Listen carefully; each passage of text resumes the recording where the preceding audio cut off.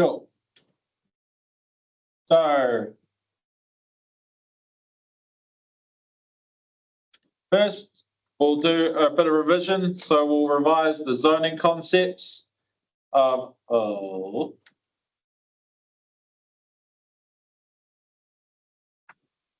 I get too ahead of myself, I'll make sure that I've actually built my PowerPoint correctly. Cool. So we'll have a revision of the zones for damp situations.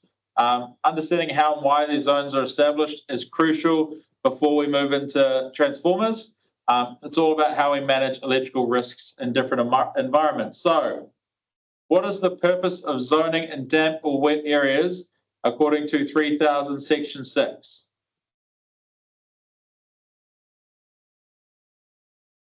So what is the purpose of the zoning?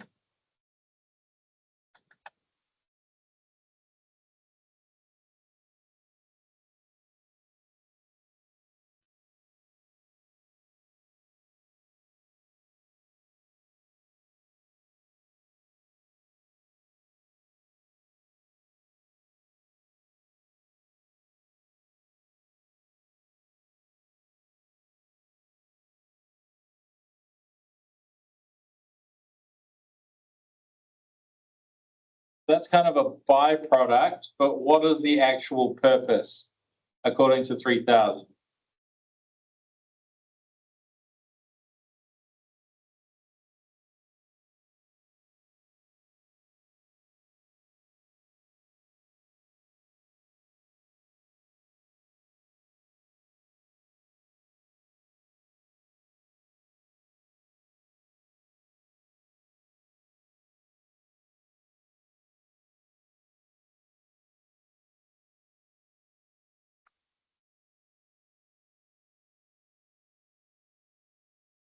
Yeah, so most of those answers are kind of the goal of section 6 and 3000, but we're looking more for why we have the zones.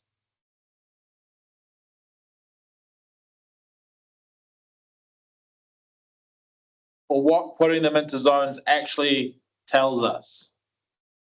Yeah, I would say along the lines of providing guidelines. So the main reason is to define areas where electrical equipment must meet certain installation and protection requirements to prevent electric shock and equipment failure. So the whole purpose behind zoning is to define the specific areas. So it lets us know zone like zone 3 is up to a certain distance, and then after zone 3 it doesn't matter for certain situations, or we only have 2 zones instead of 3 for water features and fountains.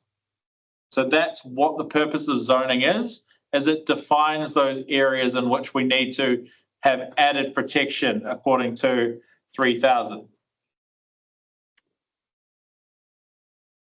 Cool.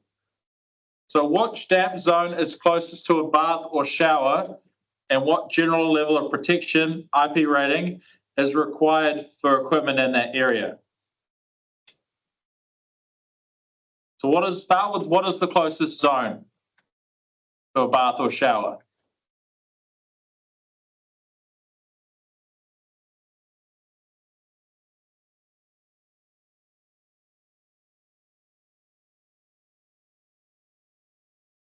Yeah, zone 0, literally in the bath and shower. Yeah. So what kind of protection do we need as a minimum in zone 0?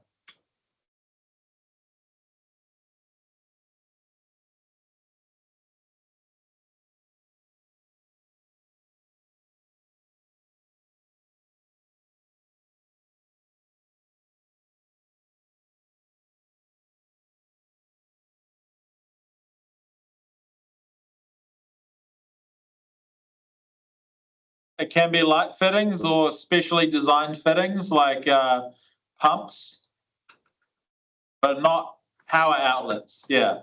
IPX7.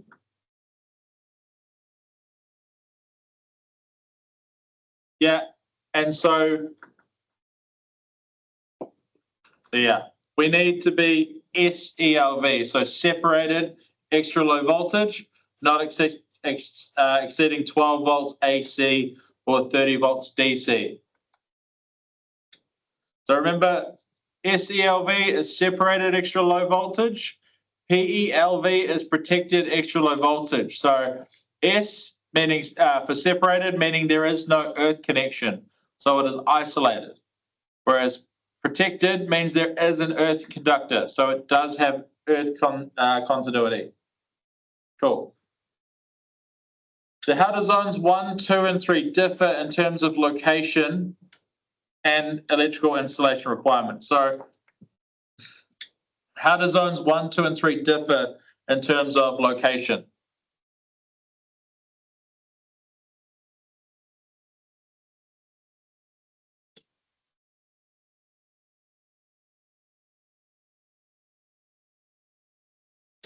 Yeah, it is the distance from the water container. So feel free to, while we're doing this, have just this quick revision, have the 3000 damp situations open.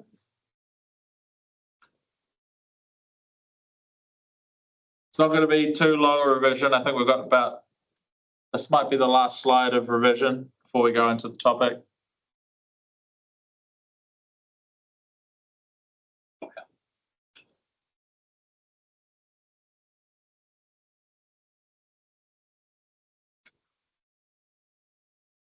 Yeah, basically, as we get further away from the water, the degree of protection needed gets lower. Yeah, no IP in zone 3. Yep. Cool. So basically, zone 1 is directly above or adjacent to the bath shower area and is IPX4 or better. Zone 2 extends further and allows more equipment with suitable IP and RCD protection. Zone 3 applies mainly in communal or special areas, IPX5 for hosed environments, and sets general protection standards for damp conditions. So that's the whole point of damp situations, is to make sure that when we are going to be in an area where there is going to be humidity, water, and that type of thing, that we provide adequate protection for our equipment, to protect the equipment as well as people and property as well. And also animals, let's point out, yes, animals as well. Cool. So tonight we're going to start looking at transformers, the construction and operation. I know some of you guys have already rushed ahead, read through everything and started doing the assessment. Don't rush it. Have one go, and then I will try and provide feedback on all the questions you get right and try and point you in the correct direction, including the appropriate SCORM packet to go and look at. Cool. So definition. So the basics. A transformer is a static electromagnetic device. So it transfers electrical energy from one circuit to another through a shared magnetic field. So no direct electrical contact. So the purpose is to either step up, increase, or step down and decrease voltage levels, or to provide electrical isolation between circuits for safety, and to match impedance between circuits in some applications. So it's like a translator between electrical circuits. It changes voltage levels, sometimes up, sometimes down, and it does so without any moving parts normally. It's a static device, which means it doesn't have anything that spins or wears out due to friction. How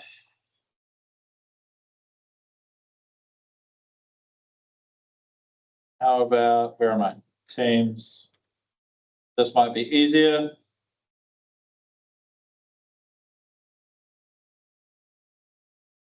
Is that a bit easier for you guys?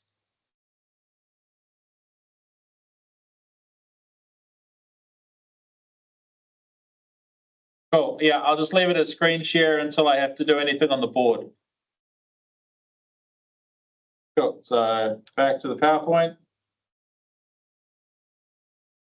All right. Yeah. So no moving parts, nothing that spins. So it relies entirely on the magnetic field to transfer energy. That's very important. There's no electrical connection normally between the input and the output. The only thing linking them together is the magnetic field in the transformer's core. For the most part, which we'll touch on a bit later. It's why they're used for safety. The primary side fails or shorts, it's magnetically separated from the secondary for most transformers. Cool, so some key concepts. It operates on an alternating current since it depends on a constantly changing magnetic field.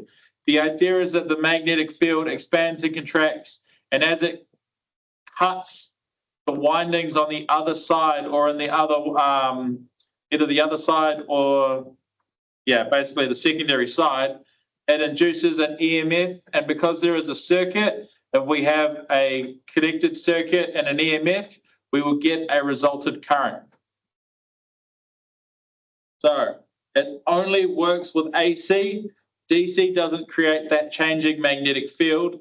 So a transformer fed with DC would just heat up and eventually burn out. Cool. So no moving parts. They're highly reliable because energy is transferred magnetically. There's no mechanical motion or wear. Cool. So some typical uses for our transformers. So power distribution. We can step up, stepping the voltage up or down for use in different industries. So obviously some require special power supplies, but why is stepping up the voltage such a useful thing for transmission? Going back to the national grid, why do we step up the voltage as high as we do?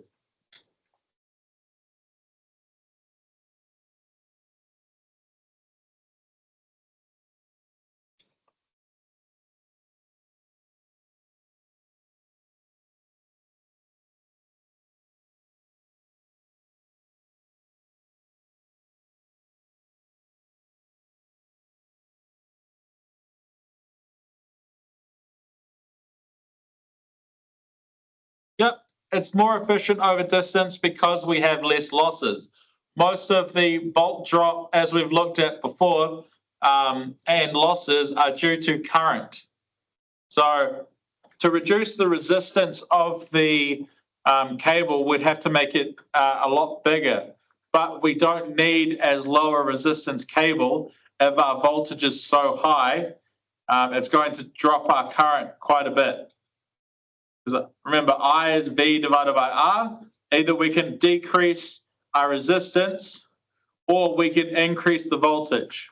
So if we step up the voltage to such a degree, a high resistance doesn't matter as much. So we will get less volt drop and we can have smaller wires or smaller cabling so that we can run our cables across the country with less cost. Cool. So we can use them for safety, isolation, and equipment. So we will talk about isolating transformers at some point. They are still used in the world today. Can anyone tell me where you might come across an isolating transformer?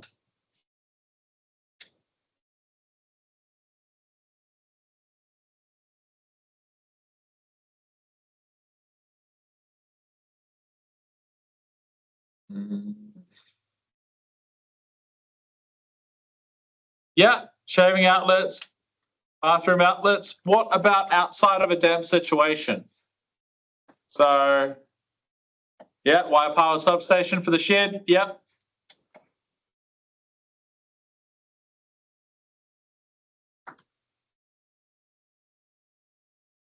So in mining, they still use isolating transformers because the disconnect or the spark from the disconnect of an RCD or a circuit breaker is not allowed.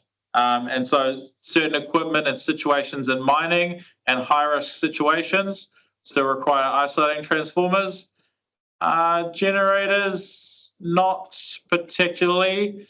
I don't have a lot of experience with generators, but I don't think they need them. Another place you will find them is medical. So, especially in cardiac operating theatres, the lights that are directly over the patient, if they're doing heart surgery, they want as little chance as possible of there being any path through the patient back to earth. So a lot of the equipment that is going to be directly over the patient during open heart surgery is separated from earth through an isolating transformer. That is the only time I've seen them installed, and it was for 2 of the operating theatres at Wakefield Hospital.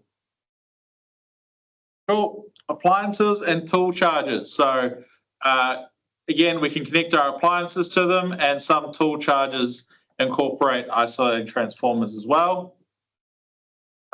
Transformers, because we need to charge them at low voltage.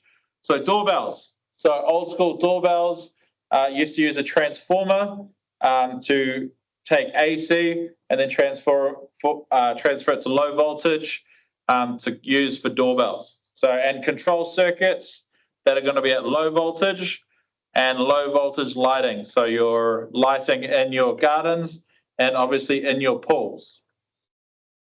So energy levels from the primary to the secondary through the shared core. Magnetic but not electric. So it comes in the primary and leaves out the secondary. There is no electrical connection between the windings and the core. So you have your primary coil. So this is where we feed into from the grid. And so energy magnetic field builds as the AC waveform goes up and down. And then it transfers through the core to the secondary coil, where it cuts the secondary coil, generating an EMF. And if there is an electrical connection on the other side, it will allow for current flow. So remember, the primary and secondary coil are not fixed. So just because it is a step up, step down transformer in the configuration that we are using, doesn't mean it always stays that way. We always talk about the primary coil being the one that we are feeding into, and the secondary coil, the one that is feeding out to where the power is being used. So the primary is always the in, the secondary always the out. Cool. Why do you think isolation between the 2 sides is important?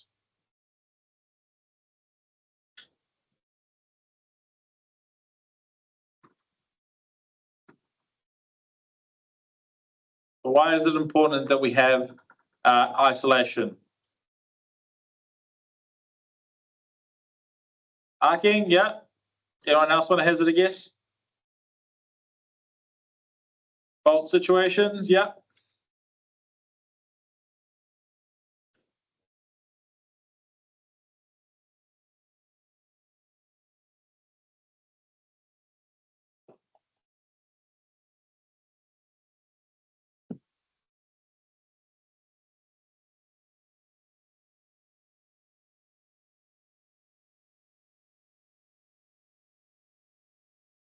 Yeah, voltage difference.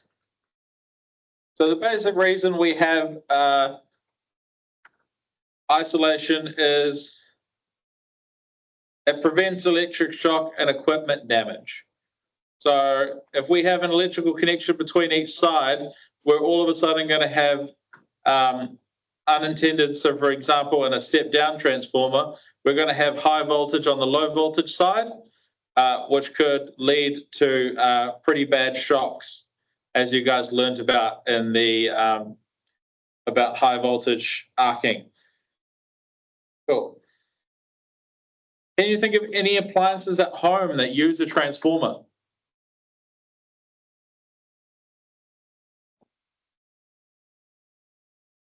Microwave, yep. Microwave's one of them. Yep, your LED lighting, there's a transformer, your chargers. Lighting drivers, yep.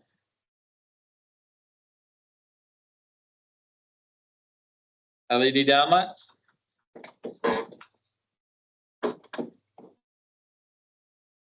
Phone charger, yep. Yep, these are all good answers, yep.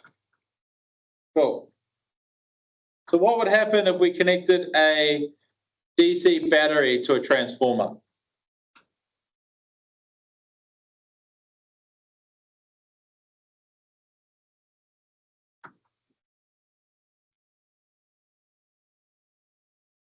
Yep, it would overheat.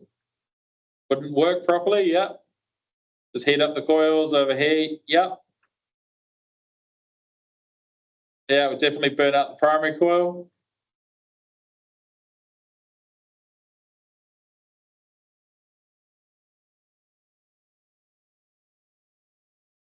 So yeah, we get nothing useful from it because we'd have no induction. We'd just get heating and then potential damage of the transformer. Cool. So some key takeaways from this section. Transformers transfer energy magnetically, not electrically. They only work on AC because the magnetic field must change to induce voltage. They can step up, step down, or isolate voltage depending on the winding ratio. They're found everywhere, from power stations to the charger in our phone. So we use them everywhere because being able to change the voltage means that we can do different things. Obviously, we also want to be able to change AC to DC for certain uses, like powering our computers, our phones, and all of our technology that normally requires a battery. And also, we generate DC and solar, so we obviously need to be able to change that. But the main thing is that we use transformers. We have been for almost 100 years or more, probably more than 100 years. And it's the way that we transmit power throughout the network. Cool. So now that we've talked about the basics, we'll look at some of the construction. So a single phase transformer has three essential components. So before we can understand how it works, we need to see what it's made of. Every transformer, from the small plug-in pack on your laptop to the huge distribution units on the poles, shares the same basic construction. There's three main components for basic operation. It's helpful to think of the construction in layers. So we start with the core. It provides a magnetic path. Then we have the windings, conductors that carry current and create or receive the magnetic field. And then we have insulation and mounting. So they keep windings electrically and mechanically safe. Cool. So we can think of the core as the heart of the magnetic circuit. It's what allows us to pump the magnetic field through. So the windings are the muscles. They're the ones that actually do all of the heavy lifting, and they're the ones that basically push through the magnetic field. And insulation and frame are basically like the skin and skeleton. They provide protection and structure for the transformer. Cool. So first we'll look at the core. So the core provides the magnetic circuit linking the primary and secondary coils. It's made from laminated silicon steel sheets to reduce eddy current losses. So eddy currents are currents that build up inside the transformer, and they're inside the iron or steel, and they are wasted energy. Cool. So each lamination is insulated from the next with varnish or with an oxide film. So they're stacked with alternating joints to avoid continuous air gaps in them. So we do have some typical shapes. So you have your shell type cores, E and I. So with these, the windings are normally wrapped concentrically around each other on the central arm, and then the eye is placed on top and then usually fuse welded shut. You have your core types or your UI types. So these have two windings wrapped around the outside. So the windings are not wrapped around the same limb, they're wrapped around opposite limbs. They each have their own advantages and disadvantages, and it all depends on what type of application you need. And then we have our toroidal or ring-shaped cores.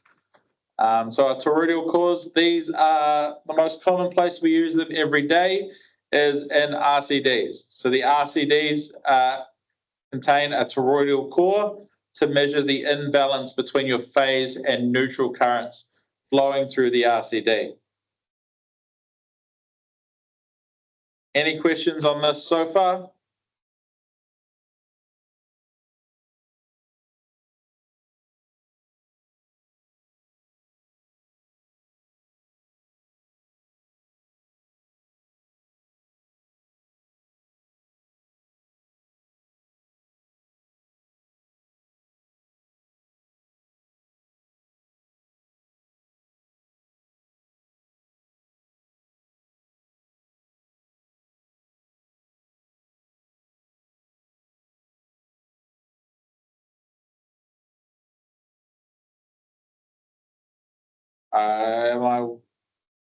I'm assuming I'm waiting for a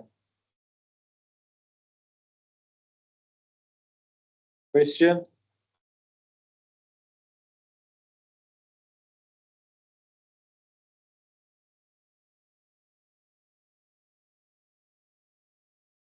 So the difference between the shell and core. So the shell type normally has the windings wrapped around the central limb.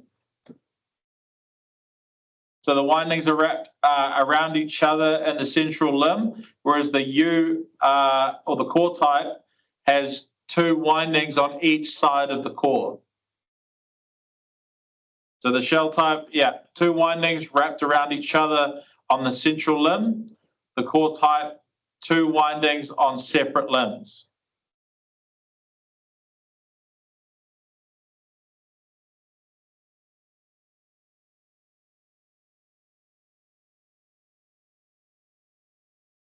So if you look at the shell type or the E type, how it's got the middle of the E, that's what we call the central limb. So the E type, it's got a central and two outer limbs, and then a cap, which is the eye. And then the U type has two limbs and a cap, which is the eye.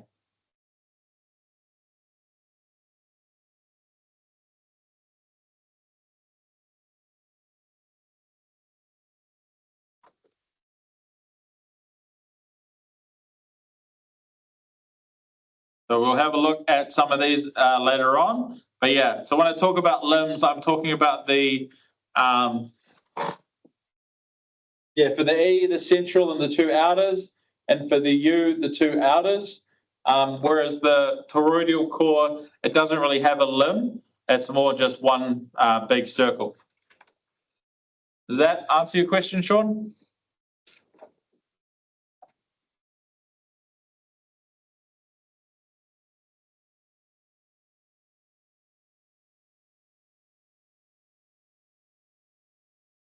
Yeah, so we see the central, no, for the E, it's basically one on the central. We'll have a look at some of the cross sections of some of the transformers a little bit later. The central, it's wrapped, there's only wrapped around the center, whereas the outer, basically, the two outer limbs allow the magnetic field to flow down, out, and around, and then back through. So it creates, instead of having two, so it has two fields, two paths for the magnetic field rather than one. And the U type, there's only one, basically one loop for the magnetic field to run in. Whereas with the E type, it has two loops of magnetic fields. All right, I'm just going to quickly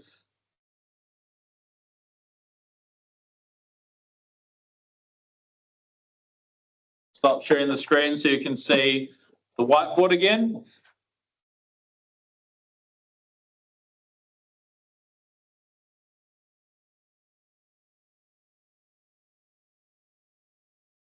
No, this is good. It's good questions. So I'll just draw on the whiteboard. Okay. So if we look at the E-type, so the magnetic forces will rotate in this area in here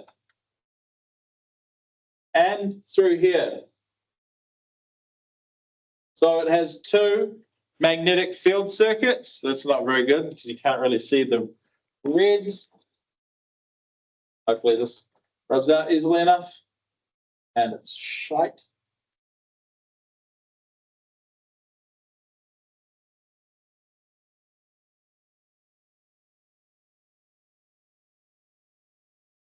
Sorry, I'm finding useless after useless whiteboard pens. Yeah, you can kind of see it. So we have two magnetic loops. Okay.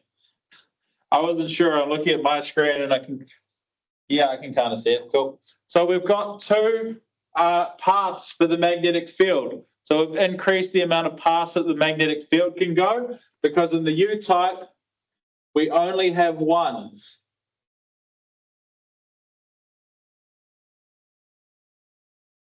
So in the E-type or the shell type, we'll have better magnetic saturation of the core versus the UI type.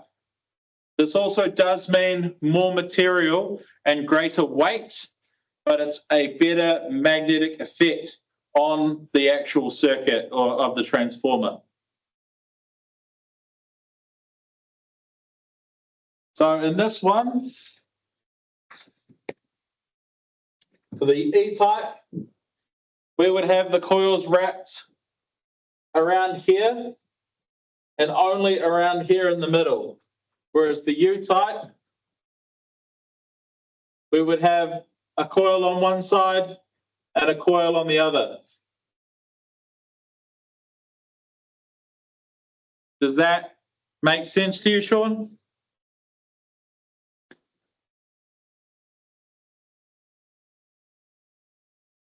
Cool, sweet.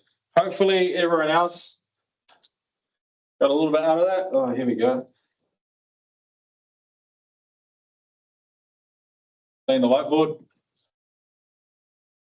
Even though you guys are going to, I'm going to go back to screen sharing.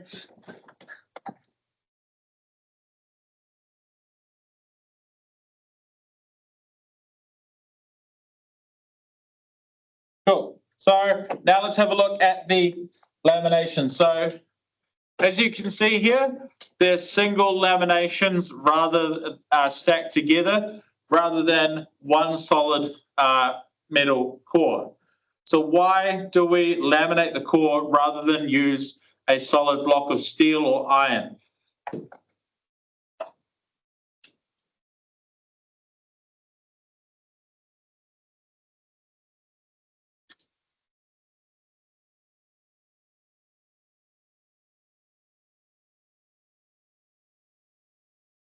Yeah, basically to reduce the eddy current. So it's to break up circulating currents and reduce heat loss.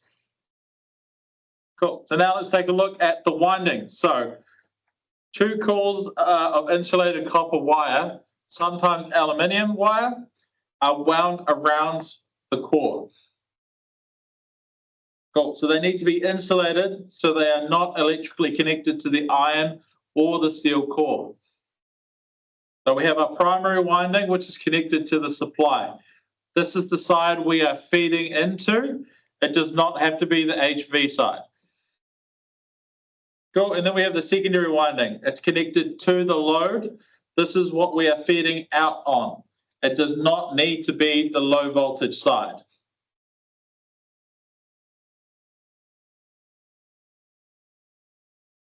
Cool. So the windings are wound on separate limbs or on top of one another, depending on the design. In appliances, they are usually wound separate, but in network transformers, they are wound one around each other. We'll look about a little bit on this later on. The turns ratio sets the voltage ratio. So we will look at the voltage ratio and later on in the lesson, and we'll do some calculations on that. So the windings are insulated with enamel coatings plus layers of paper, tape, or resin between them and the core. So large transformers may also have tapped windings to fine-tune the output voltage. Why do you think we might need to tap the transformer to change the output voltage?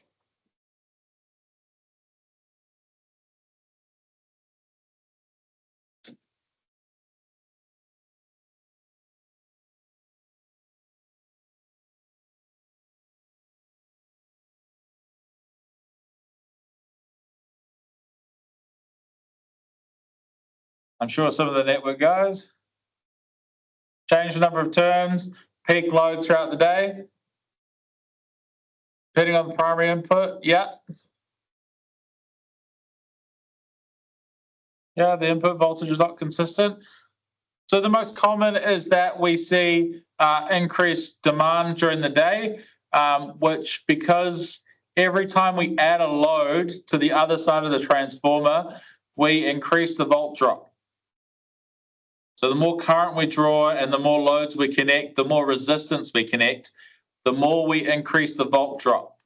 So if we increase the volt drop, we then need to change the taps to vary the voltage. So as the load picks up, we need to increase the voltage by increasing the number of taps. If the load drops off during the evening, then we can change the taps down. There's usually control circuitry built into the transformer to do this. I have no personal experience with it, but I'm sure some of the guys in the group do. But that is why we have the tap changes. Cool. So some typical shapes. So we have the core type and the shell type and single phase. And then we have the two different types of three phase. So that's a three phase core type and a three phase shell type. So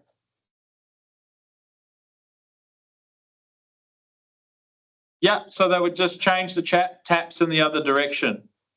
Yeah, we've noticed quite a bit of voltage spike in the workshop recently.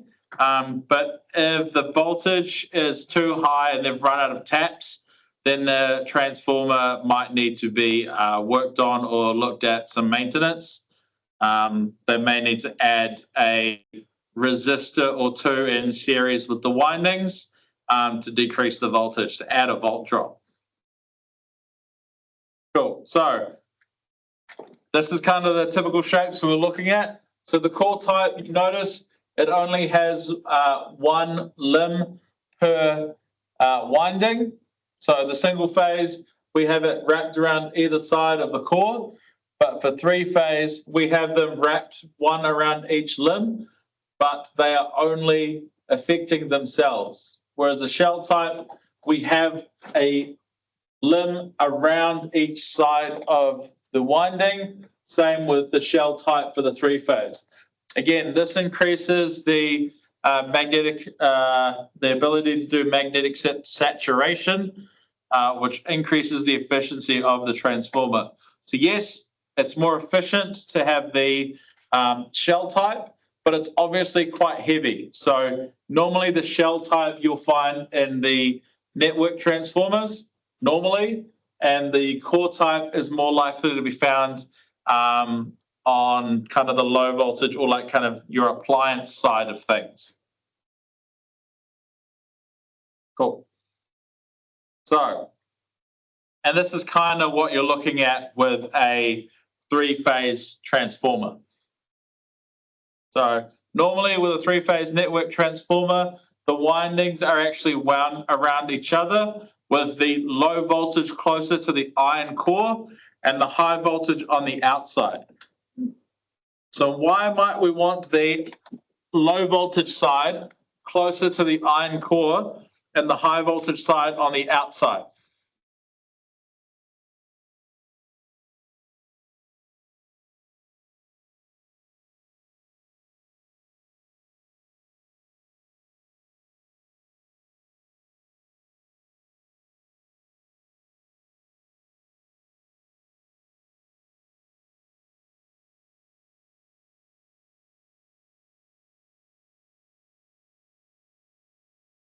but we will talk about this later.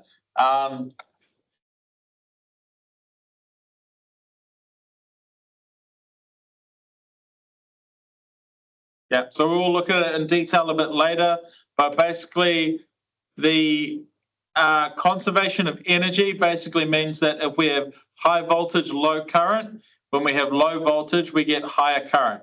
So more current means more heat. So the closer it is to the iron core, the easier it is to dissipate heat through the iron core up and out. But at low voltage, we need less insulation to have an electrical separation between the core and the windings. So we don't need as much insulation between the windings and the core. Whereas if we were to put the high voltage side in the middle, we'd need a lot more insulation between the core and the windings because of that higher voltage. Cool. So if I double the number of turns on the secondary, what happens to the secondary voltage, do you think?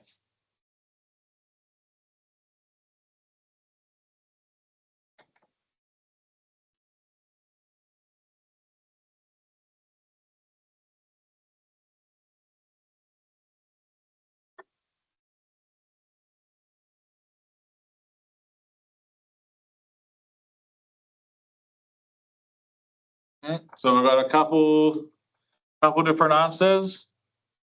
Some people say half, some people say double.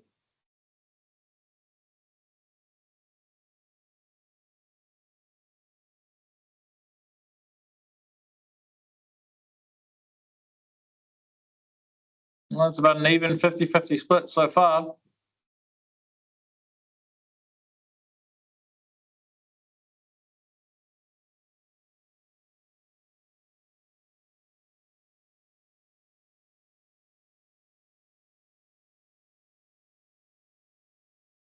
Okay, cool. I'll break the deadlock. It doubles. So if there are more turns on the secondary side than the primary side, it is a step up. If there are more turns on the primary side than the secondary, it is a step down. So if we double the amount of turns on the secondary side, we actually double the amounts of voltage. And we will look a little bit more in this later on the lesson when we start to do the turn ratio and volt per turn calculations.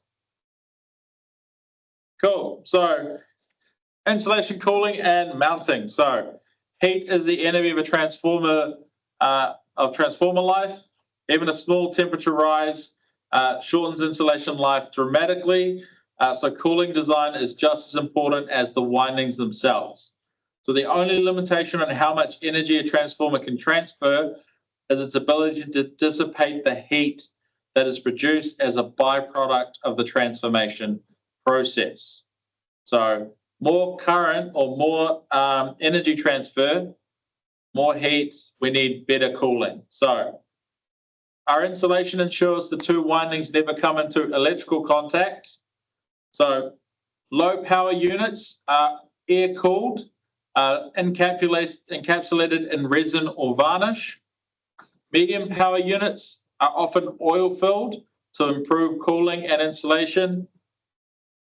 Enclosures protect from dust, moisture, and accidental contact because we don't want anything getting into the oil to contaminate it. How many of you guys on the network side of things have had to replace the oil in a transformer before?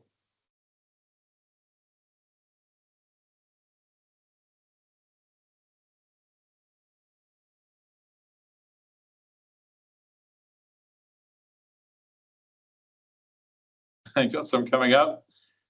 Is it kind of the same as changing the oil in a car? The stuff that comes out looks way worse than the stuff that you put in. Jeez, Jordan. Yep. Or overfilled it and spilled out the breather. Oh, depends. Yeah, fair enough. All pretty clean. Okay. Doesn't kind of look a bit like discolored. Like maybe like a change in color, not yeah, like a burnt color.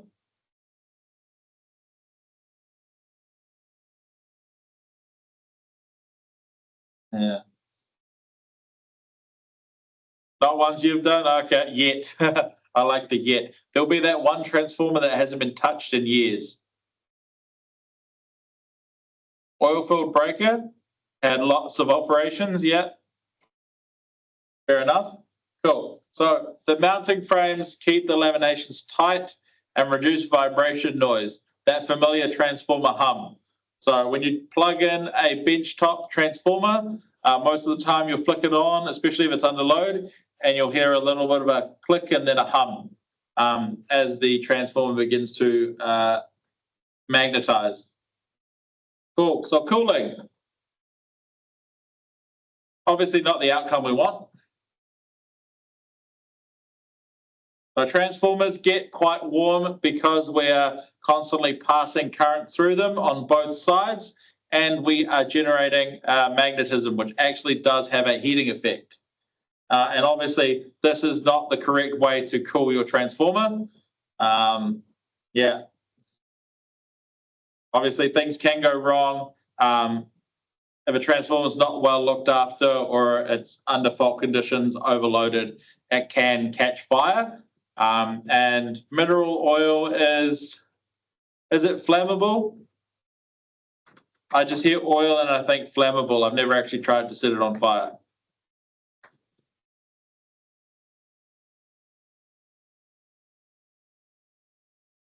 Great diesel oil? Oh, yeah. Okay, so I'll just assume it's not as flammable as, say, petrol. Cool. So, natural air convection. So, it's the simplest method of cooling. A transformer is to naturally let the air around it and remove any heat that it is exhibiting. This works for small transformers up to around 2 kVA. These types of transformers typically are not supply transformers, but purpose for equipment. Portable isolating transformers is one application for an air-cooled transformer, or this would be the kind of that picture there is a more than likely a microwave transformer. So the transformer from inside your microwave oven. So they're nice and simple. It's basically just air moves around it naturally and cools it that way. So it does not require anything other than air as a cooling medium. So yeah, pretty basic, pretty straightforward.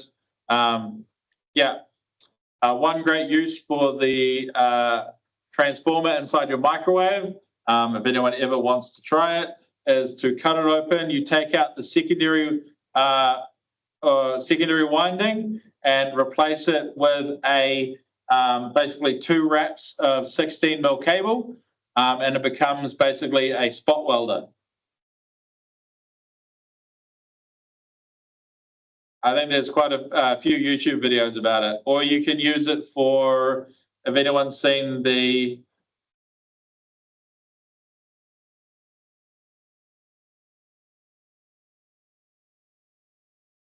what is it? Where they take transformers and make art out of wood by passing current through nails or using a transformer. You could use the microwave transformer for that.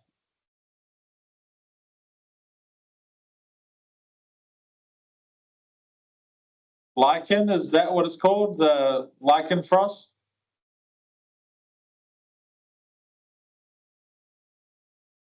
So Jordan sent me a video. See if I can find it.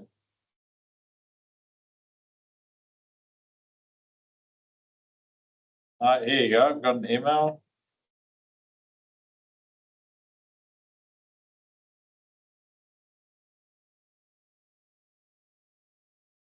I don't seem to have that. Jordan? Oh, here we go.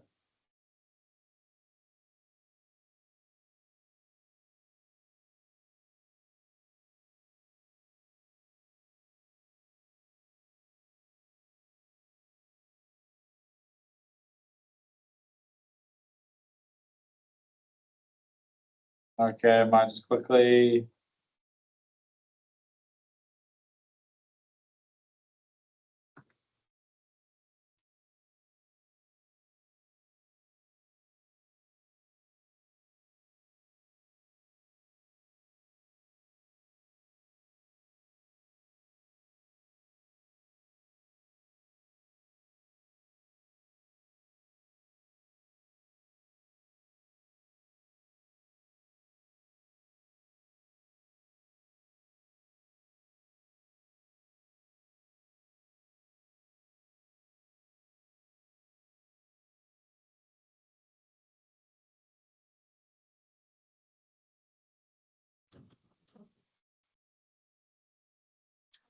You guys hear that?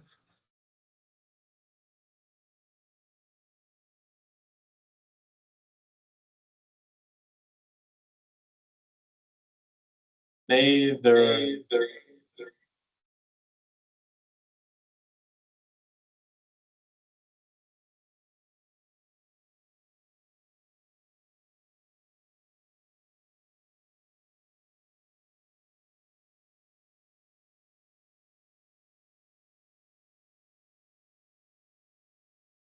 Okay, well, there's a link to it. Turn my audio off.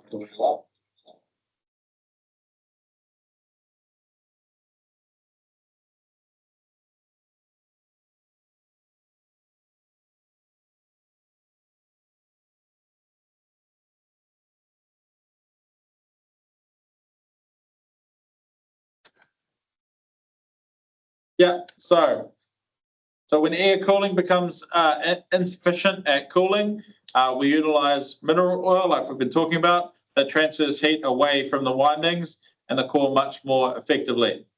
So when the hot oil expands,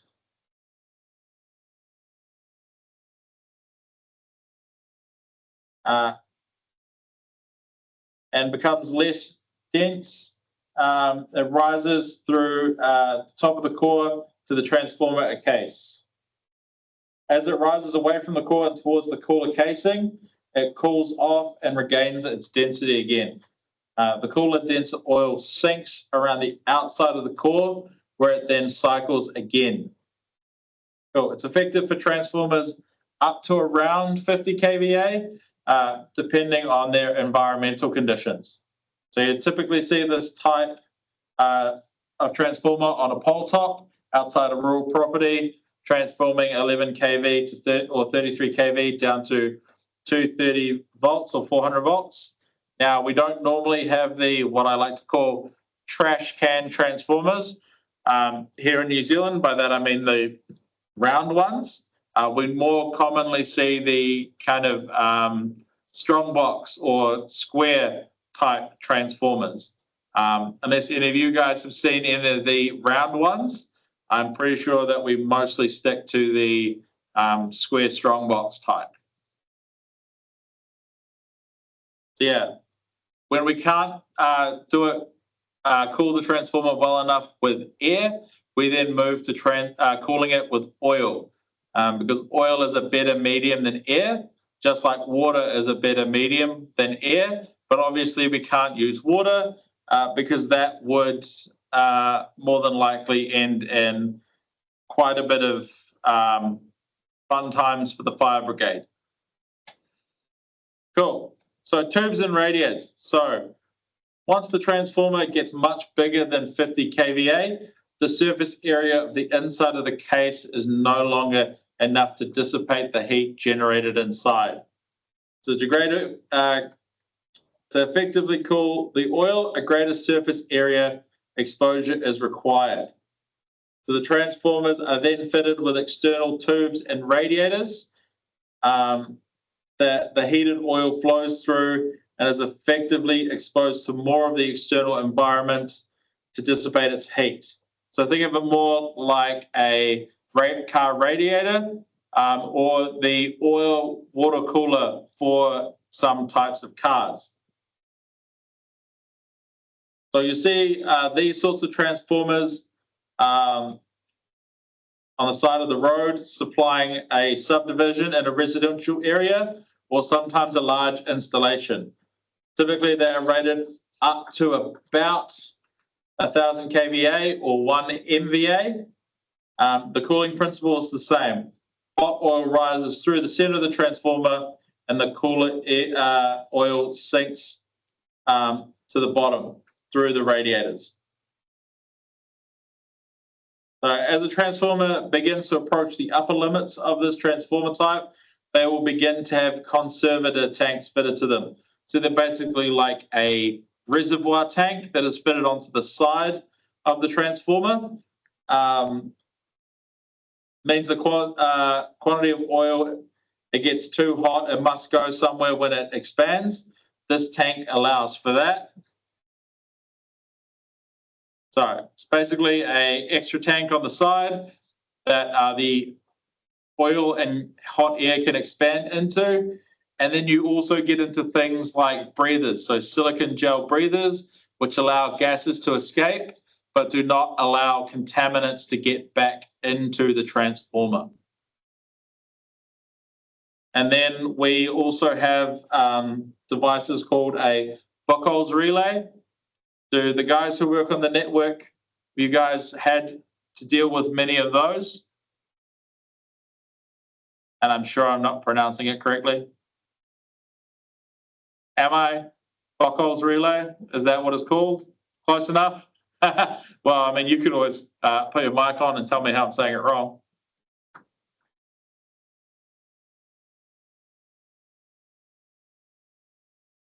Oh, yeah. So you guys have a training one. Nice. So, yeah, basically the Buchholz relay is a relay that detects the flow of the oil and the expansion of the gas. Basically, if the oil moves too quickly or there's too much gas accumulating, it activates a safety circuit or an alarm circuit, which either first alarms, and then if it's bad enough or quick enough buildup of gas or oil, it will activate a trip circuit, disengaging the transformer.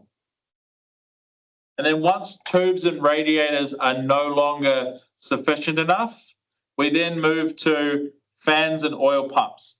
So instead of just having natural air flowing around the radiator, we force air around the radiator and around the casing of the transformer.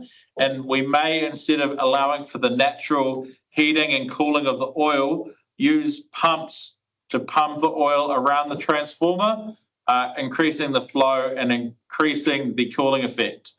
It's like if we had your car radiator without a pump, just allowing the natural heat of the coolant to move around, it would not be efficient. So we usually use a pump to make sure we cool the engine effectively. Otherwise, we'd have our engines overheating all day, every day. And sometimes there are other methods. So sometimes you will have forced water moving around the radiators, or sometimes you might even have refrigerant gas, basically like a heat pump cooling the transformer. It all depends on the specific situation, but those are more special case. They're not your day-to-day. For the most of us, that being the Sparkies and just normal apprentice electricians, we will not ever deal with anything more than a maybe a 1 MVA.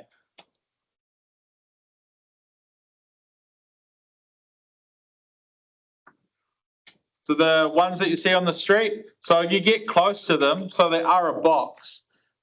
So they're oil cooled. So they may not have radiators on them because they may not need it, but they will generally be oil cooled. So the ground mounted transformers, it all depends on the size of things. So like for the ones you see close to the supermarket or substations, it may just be that they have the fins are encased in the metal. Sometimes they have air circulating fans inside of them that we can't see. Yeah, most do on the sides, but some of them, they're fully enclosed and have fans in them. Is that right? There were guys back me up. Like I was just the one connecting into the main switchboard after the transformer. I didn't get to play with it.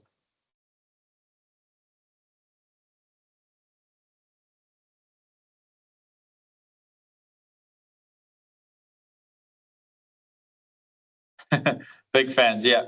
So the other, what also, well, I remember some of the linesmen have come through here. Some just radiators, no fans. Do any have fans but no radiators?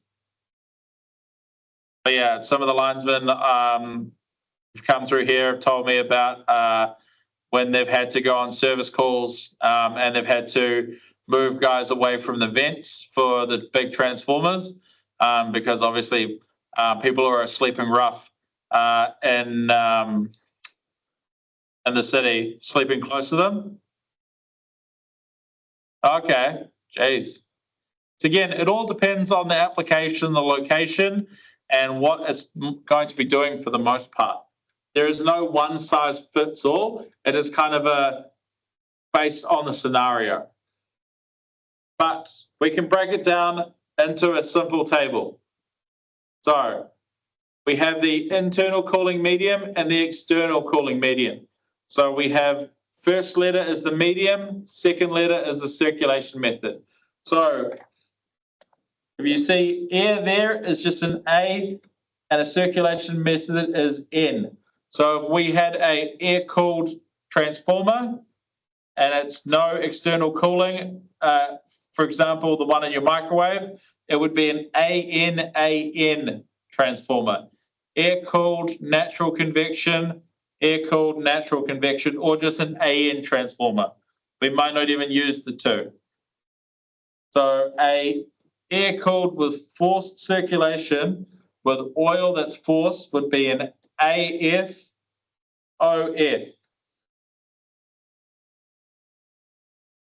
So if it's not directed, it's F. If it is directed for the oil, D. So this will tell you a lot about the transformer, but this is kind of just stuff that is useful information. I'm not sure how much of it will be applicable for your assessments. Cool. So what might happen if the insulation between the windings failed?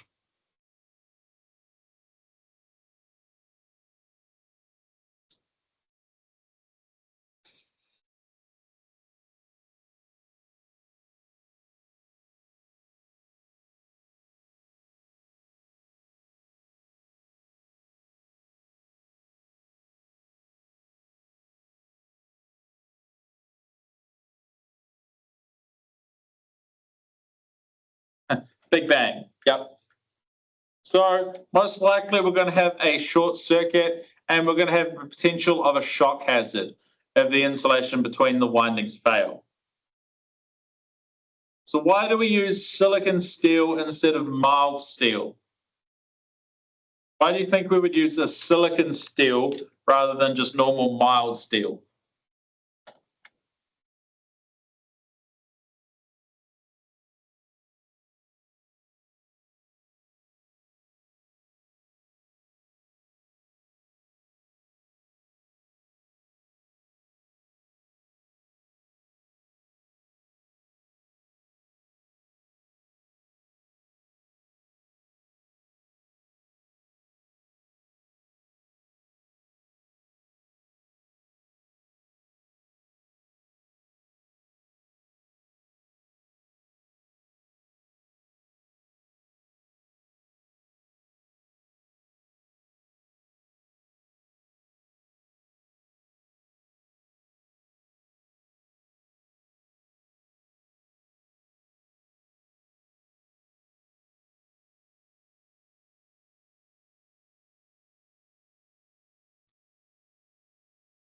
Yep, so it has a lower hysteresis loss and better magnetic performance. So the silicon steel behaves much better as a magnet than, or having magnetic field put through it, than a piece of mild steel.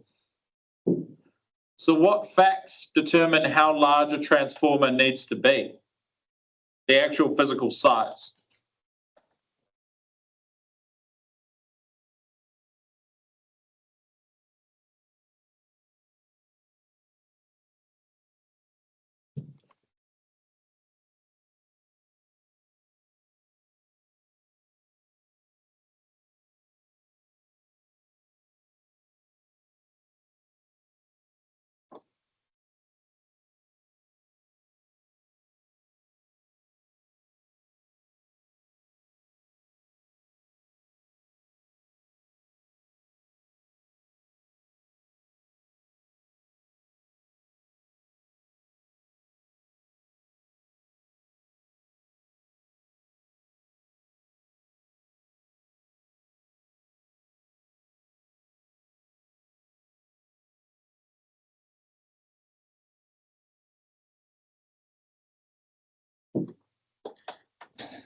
So the main factors that contribute to the size of the transformer or how large it needs to be is the power rating.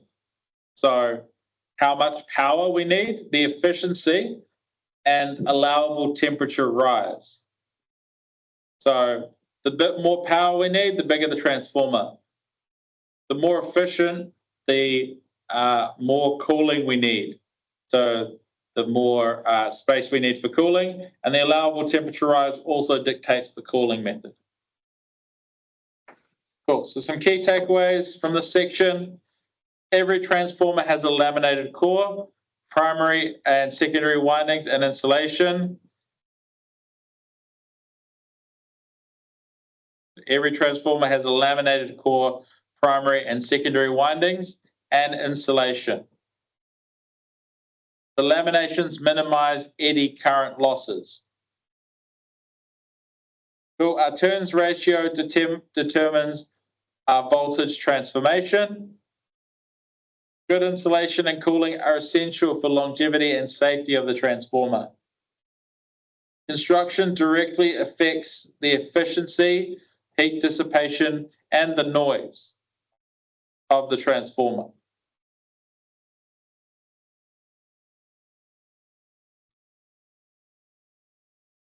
Those who are writing stuff down, I'll give you a second. But yeah, so we need to, transformer has a laminated core. We're always going to have the laminations to reduce the eddy currents. We're always going to have a primary and secondary winding. Otherwise, what's the point of having a transformer? For a transformer, we need a secondary winding. And insulation, because we need to insulate the windings from each other, they're wound very tightly in the transformer.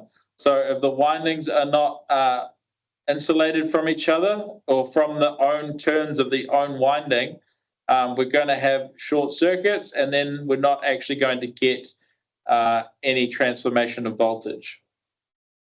So the turns ratio determines the voltage.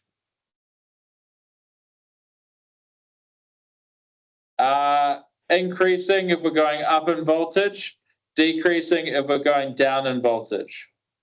So we'll talk about what's called volts per turn in the next section. Sorry, not next section, the one after.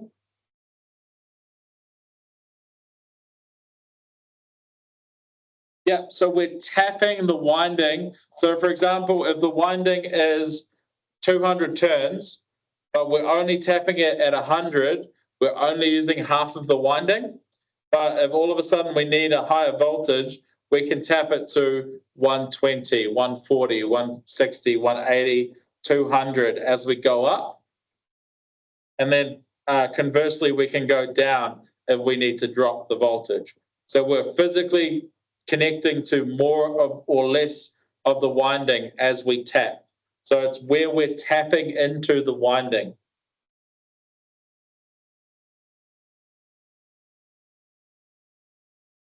Yeah, so we're literally increasing or decreasing the amount of windings or the amount of turns in the windings.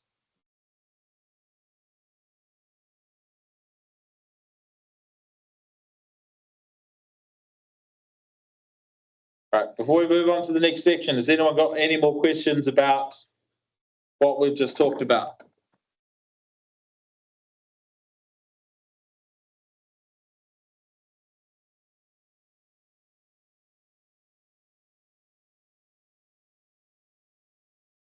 Yes, the secondary. Normally it would be the load side or the low voltage side if we're talking in the network, but it would normally be on the output. We would normally not change the input.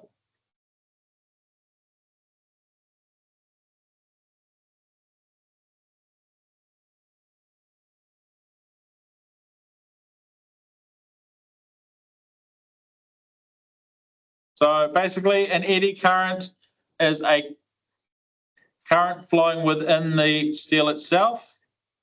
So the actual definition of an eddy current is a loop of electric current induced in a conductor by a changing magnetic field. So they generate heat, which is used. We use eddy currents in induction cooktops.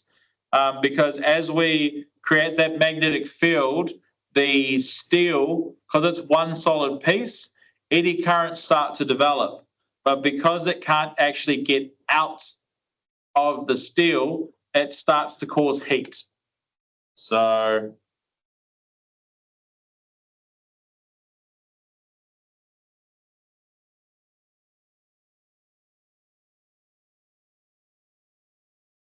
where's the pen? Yep. So it's going to go to whiteboard mode. So if we have our cross section, so if this was a cross section of our core, so if we had a solid core, this would be the cross section. Whereas if we had our laminated sections here for about the same area. So if we had eddy currents build up inside of the normal core, they would be a lot bigger. And we would have a lot more of them as they build up inside the core.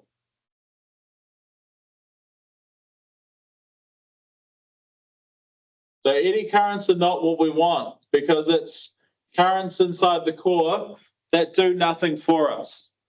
All they do is sit there circulating, building up heat inside of this normally non-conductive material, or sorry, poorly conductive material.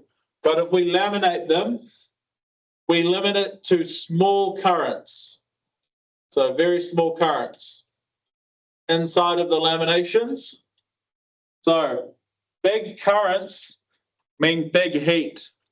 So the core is not able to dissipate the heat because there is not as much surface area. So we are limited to this surface area. Whereas with laminated, we are able to dissipate heat more effectively around a technically larger area because the silicon does allow for some heat dissipation. So we have smaller currents, which means less heating effect, and we have more surface area with which to dissipate that heat, making it more efficient. Does that make sense, Jordan?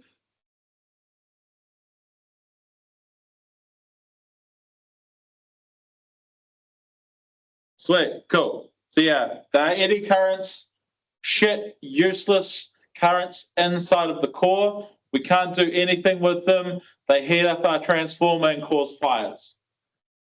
So we use the silicon steel laminations to reduce the eddy currents and reduce the chances of our transformer catching on fire. I wouldn't say eliminate because there's always a chance, especially if a car crashes into it, which happens a lot in Wellington for some reason.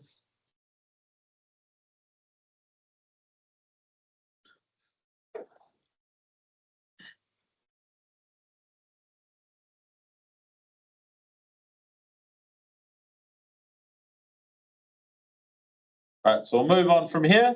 So we'll start talking about double wound versus auto transformer. So we've seen what a transformer is made of. Let's look at two common single phase designs. So they perform the same job, transforming voltage, but they do it in slightly different ways. One provides complete electrical isolation. The other sacrifices that isolation for size and efficiency. So before we get started, what do people think of when they say the word auto transformer?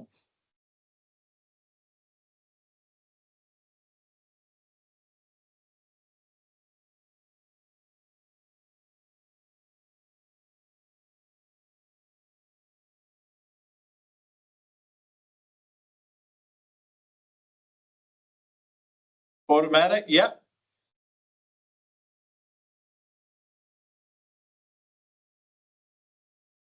Just whatever you guys first think when I say the term auto transformer. Just throw it out there, whatever you're thinking. It's all good. And just remember, I do attendance based on how much you've participated in the chat.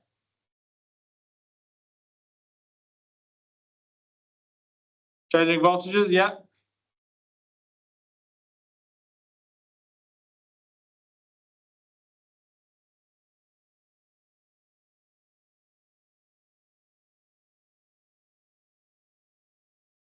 Wireless transmission, transform straight away, yeah.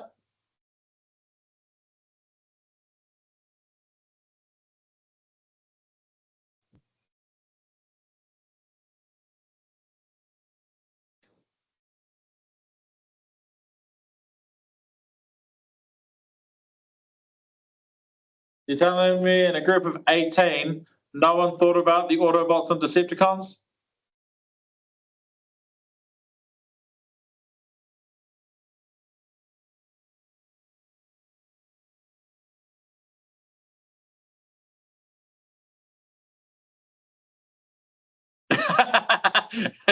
Yeah, Bumblebee, yeah. Hey, I had the same thing when I did my apprenticeship. We started talking about auto transformers, and I went, wait, like Starscream.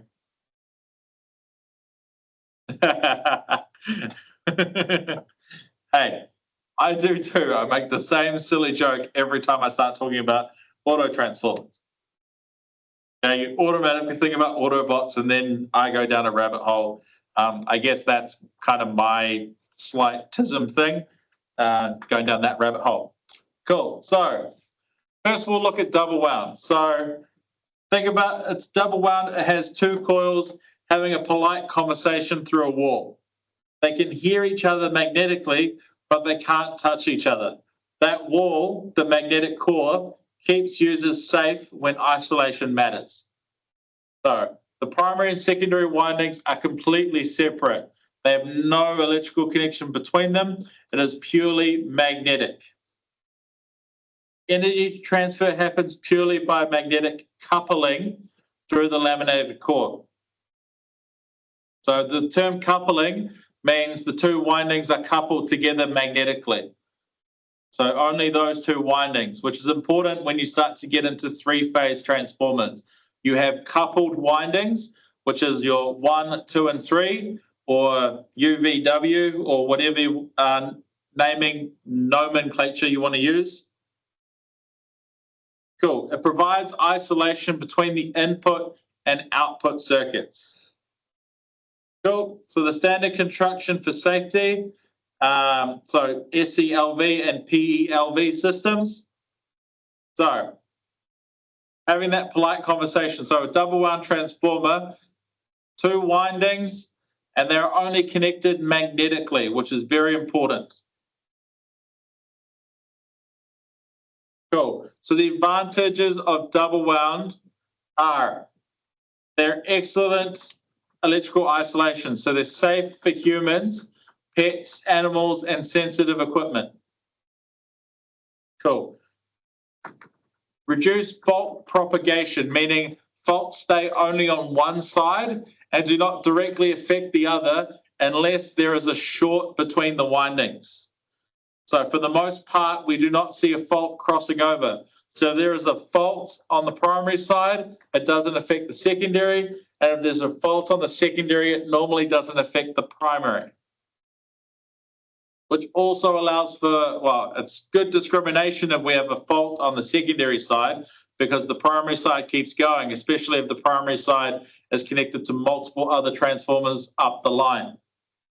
So it takes out the pole fuse rather than taking out the fuse at the substation. Cool.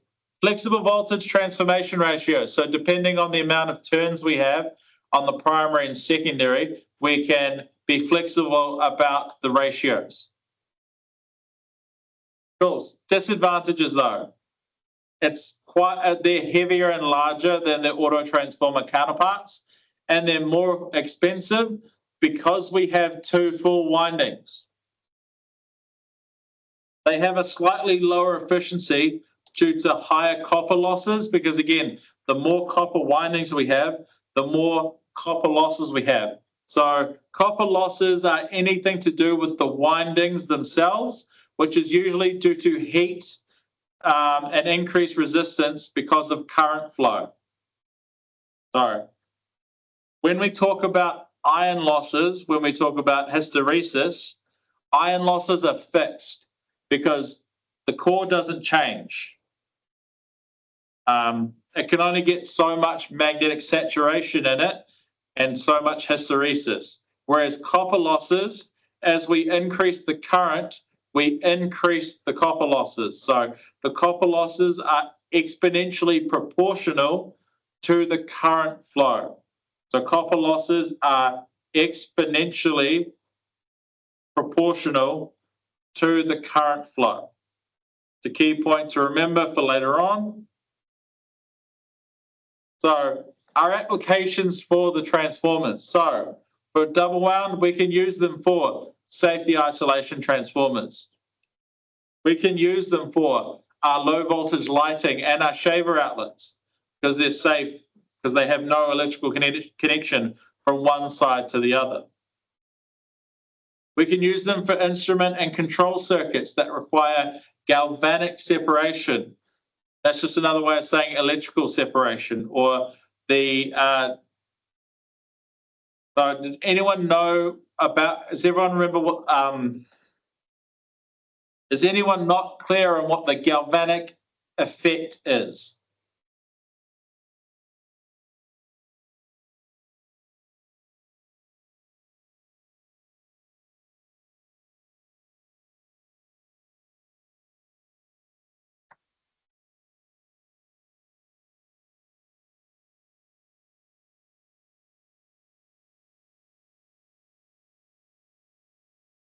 So the galvanic effect, it's an electrochemical process. So it requires electrical and chemical process. When two different metals are in electrical contact in the presence of an electrolyte, so that being salt water or some form of chemical or salt infused chemical that allows for current flow through it, such as moisture, they create a galvanic couple. So where the more reactive metal corrodes preferentially, so the more reactive metal corrodes while the less reactive metal is protected. This process can be intentional to generate electricity in a battery. So basically, if we have two different metals connected together with moisture or a electrolyte, basically ions will leach from one to the other, corroding one. So the most common place we'll see this is at our earth stakes. So with our stakes being in the ground, and if there's any metal services nearby, so most of the time we use a steel earth stake. If there's copper water pipes in the ground, or there's other metals like just general metal like rock, and there's the presence of water, we can get an current flow. So current flowing through the earth stake, we can get galvanic corrosion corroding our earth stake. It's the same if we want to join aluminium and copper together. We need to use a special connector that does not allow galvanic connection or the galvanic effect to take hold. Yep, coastal on the lines, copper to alley connections, 100%. Or just earth stakes in the ground and the coast in general, because the salt water or salt in the air increases the likelihood of that galvanic effect. So when it says galvanic separation, we need that separation so that we don't get anything like that, which is imperative for our instrument and control circuits because we don't want them to fail, especially on the network. Cool. So that's an example of what we would draw for a double wound transformer. So this is a step down because we have more windings on one side than the other, and the secondary is the one with the less coils. Now you'll notice the wires on the primary side are drawn a lot thinner than the ones on the secondary side. This is because the ones on the, well, we're going to call it the primary or the higher voltage side, they do not have as much current flowing through them.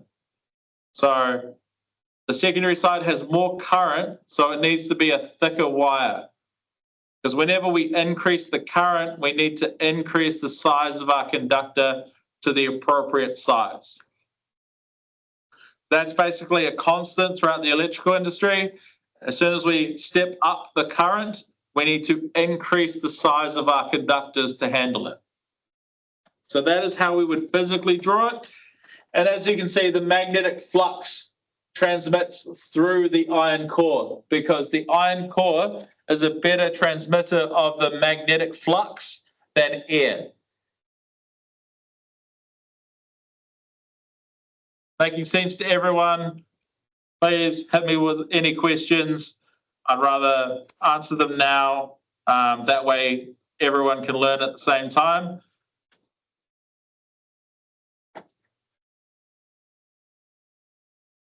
Okay.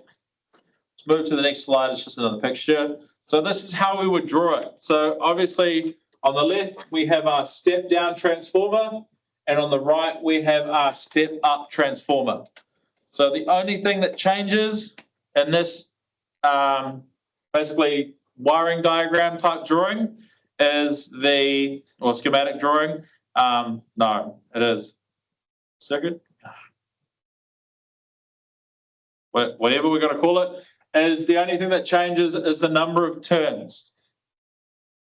Cool. So now we'll talk about auto transformer. So an auto transformer is like one shared coil with a tap point. So because part of the same wire does both jobs, it's lighter and cheaper, but you lose that safety wall of the magnetic core. You lose the safety between the two circuits. It's excellent for adjusting voltage, but it is not good for isolation. Cool. So it uses a single winding shared by both the primary and the secondary circuits. So a portion of the winding is common to both sides with taps creating different voltage points. Cool. So the energy transfer is partly by induction and partly by direct electrical connection.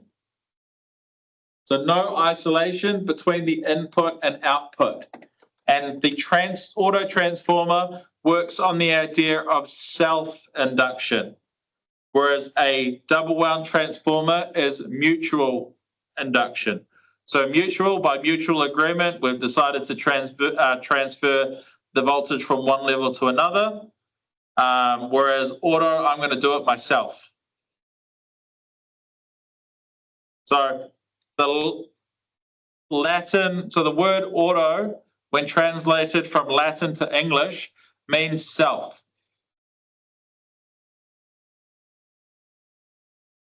So the word autonomous is self, or basically on my own. Auto transformer, I do all the work myself.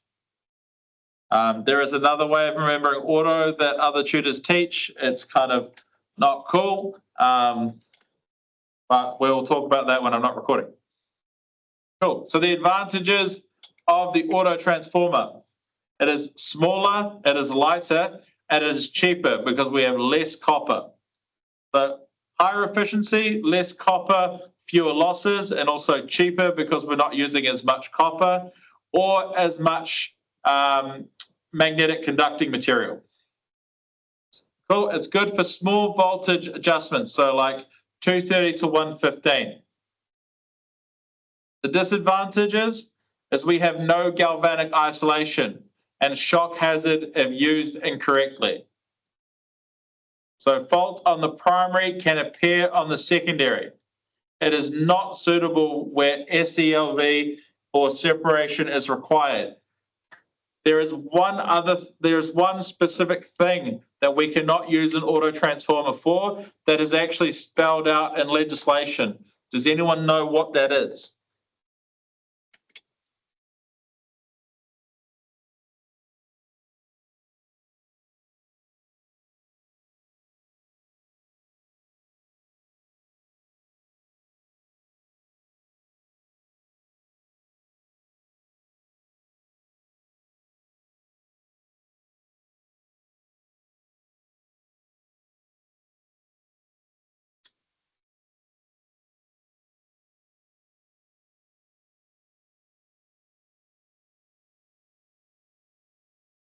Okay, cool. So it is actually legislated that we are not allowed to use auto transformers for children's toys.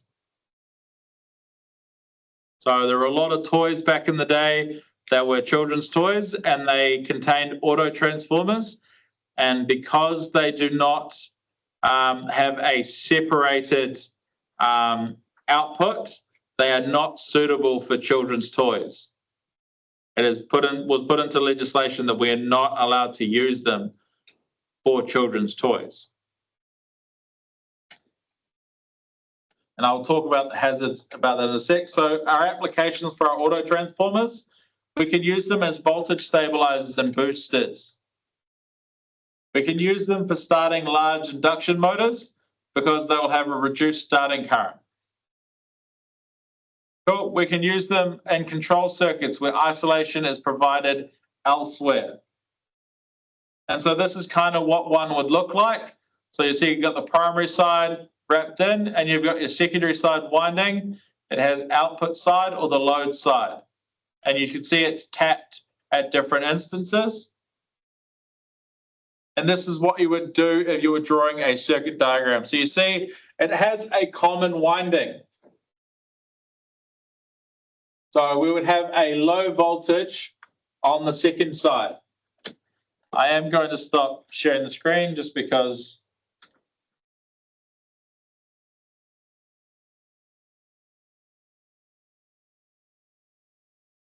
oh.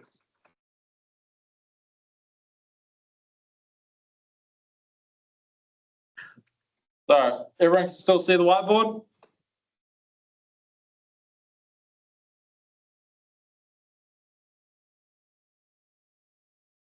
Cool.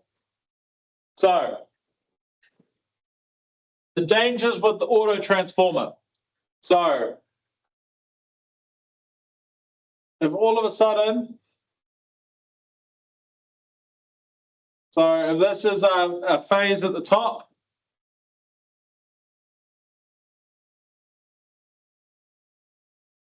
if this was to break here,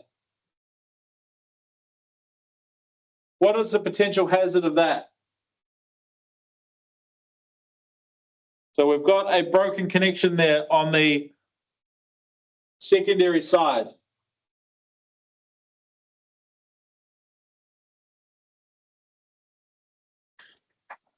Yeah, there is the potential for full line voltage.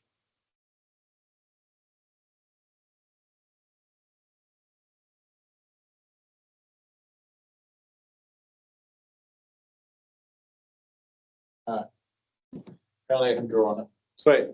Yeah, there's the risk of full line voltage. If I was to have a break here on this side,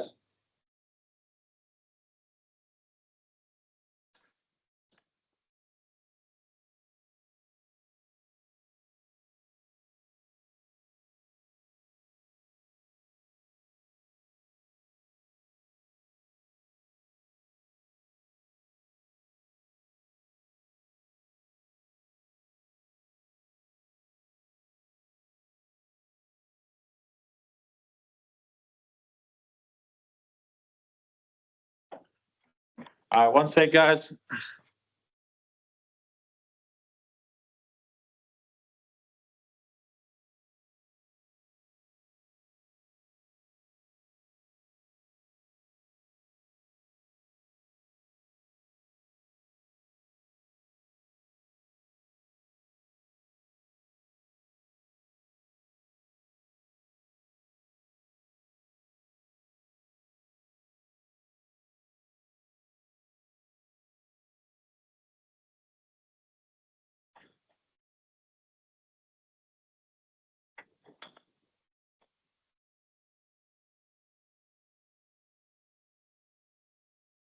So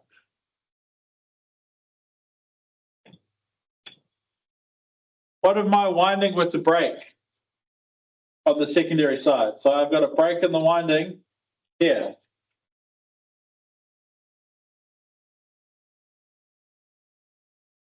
So if I had 230 volts on the supply side and I had 24 on the side,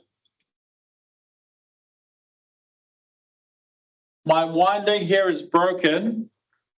What voltage do I now have on my secondary side?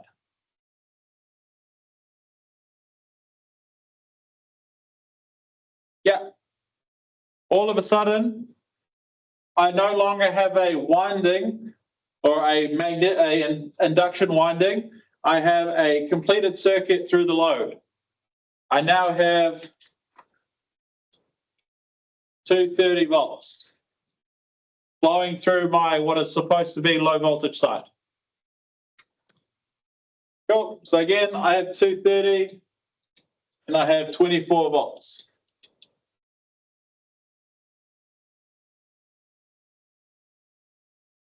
So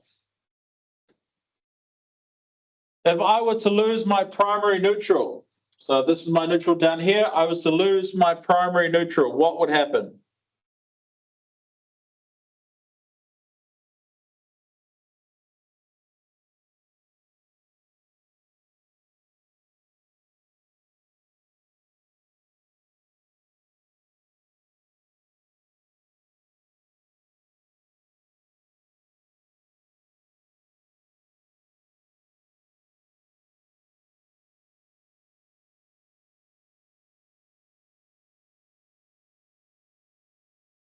It would be live? Yeah. I'm still only going to have 24 volts across my load. But I would have 230 volt going to earth.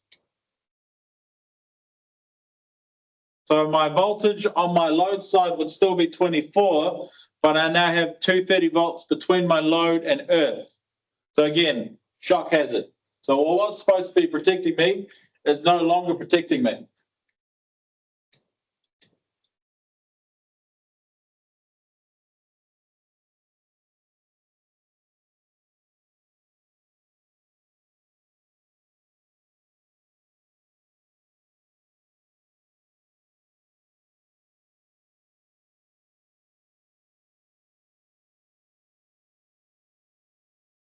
But what if I was to get my polarity wrong?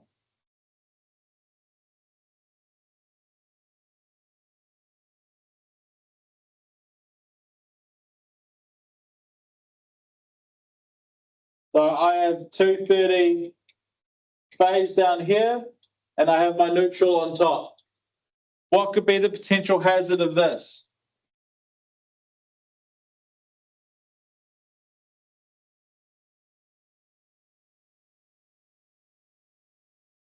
Well, no, because we're still tapped here.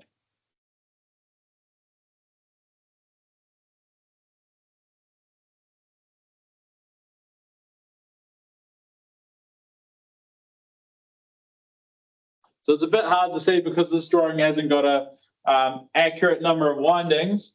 But what it would mean is between the common point or our tap and earth would be 206 volts between our common point and earth. So that would be the danger of a transposition. So that is the danger of transposing a auto transformer. So if you were a parent, and some of you may be, and you had a choice between buying your kid a battery operated toy or a toy with an auto transformer, which one would you pick?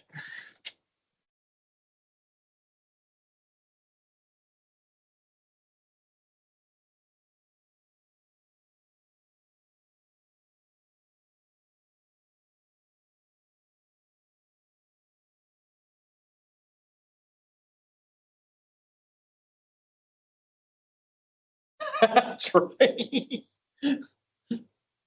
Yeah, Lego. I'm going Lego with you. Means I get to play with it too.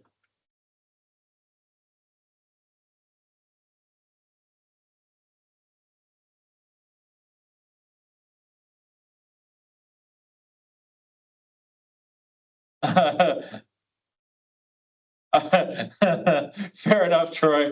fair enough, but it's still safer. Right. Go back to screen sharing. So here we go. Cool. So sum it up. So the feature, number of windings. So double wound 2, auto 1. Electrical isolation, yes, complete for the double wound. No, primary and secondary are connected in the auto transformer.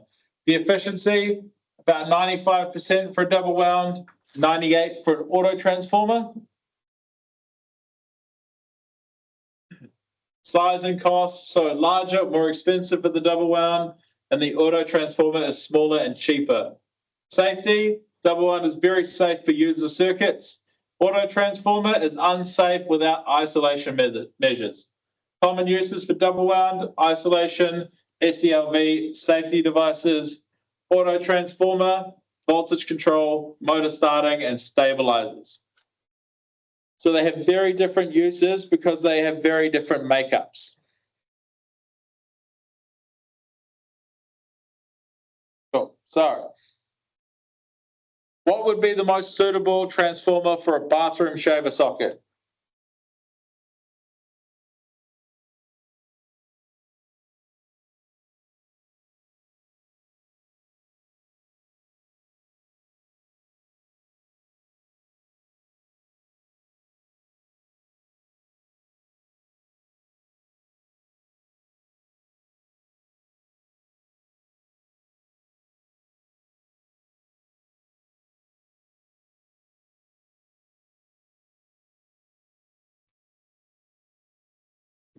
Double wound, isolating transformer, but out of the double wound and auto, it would be double wound. Cool. What about for a factory voltage regulator?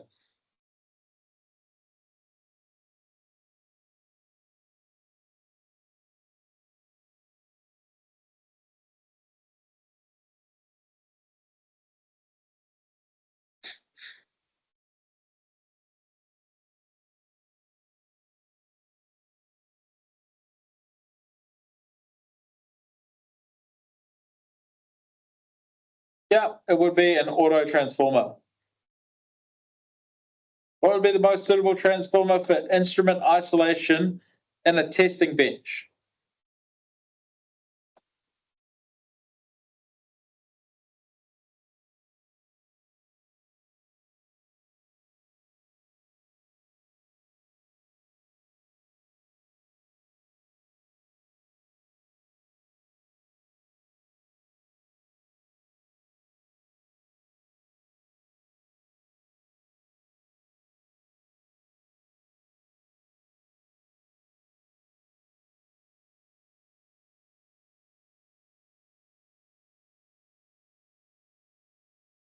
Yep, it would be a double wound, an isolating transformer. Yep, but double wound. Cool. If you need to step 230 volts down to 110 for a piece of equipment on a workbench, but safety isolation wasn't critical, which would you choose?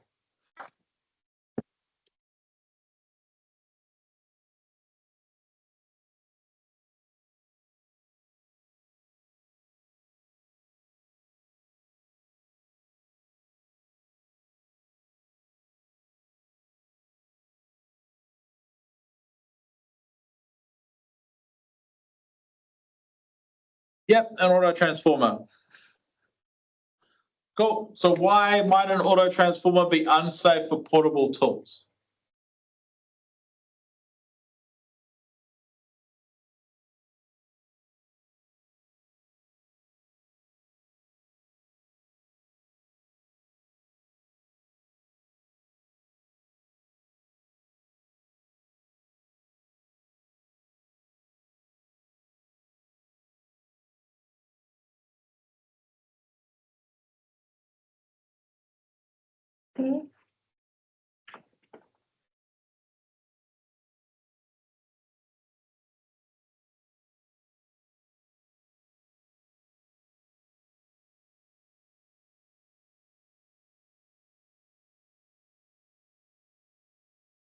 Yeah, so basically it comes down to The supply and output share a conductor, so there's no isolation from mains potential in the event of a fault occurring.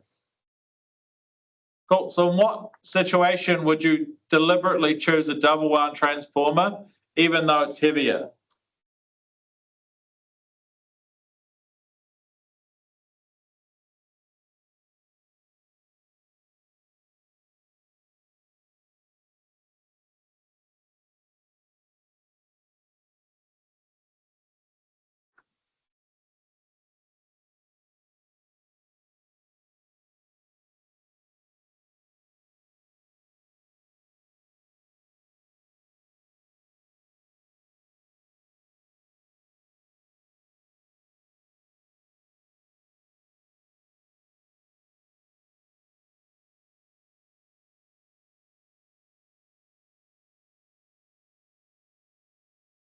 Cool. So it's any time when personal safety or equipment protection requires separation. So whenever personal safety or equipment protection requires separation. So some key takeaways.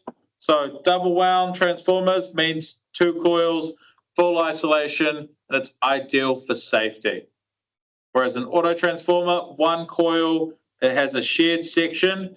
It is compact and efficient, but no isolation. The choice depends on the purpose. So isolation for protection or shared winding for economy or economic reasons. So never use an auto transformer in damp or human contact environments. So bathrooms, pools, spas, saunas, that kind of thing. So those are the basic things. So if you need any type of isolation, you stay away from the auto transformer. But if it's about efficiency and cost, then you go for the auto transformer if safety is not a factor. So has anyone heard of what we call a variac?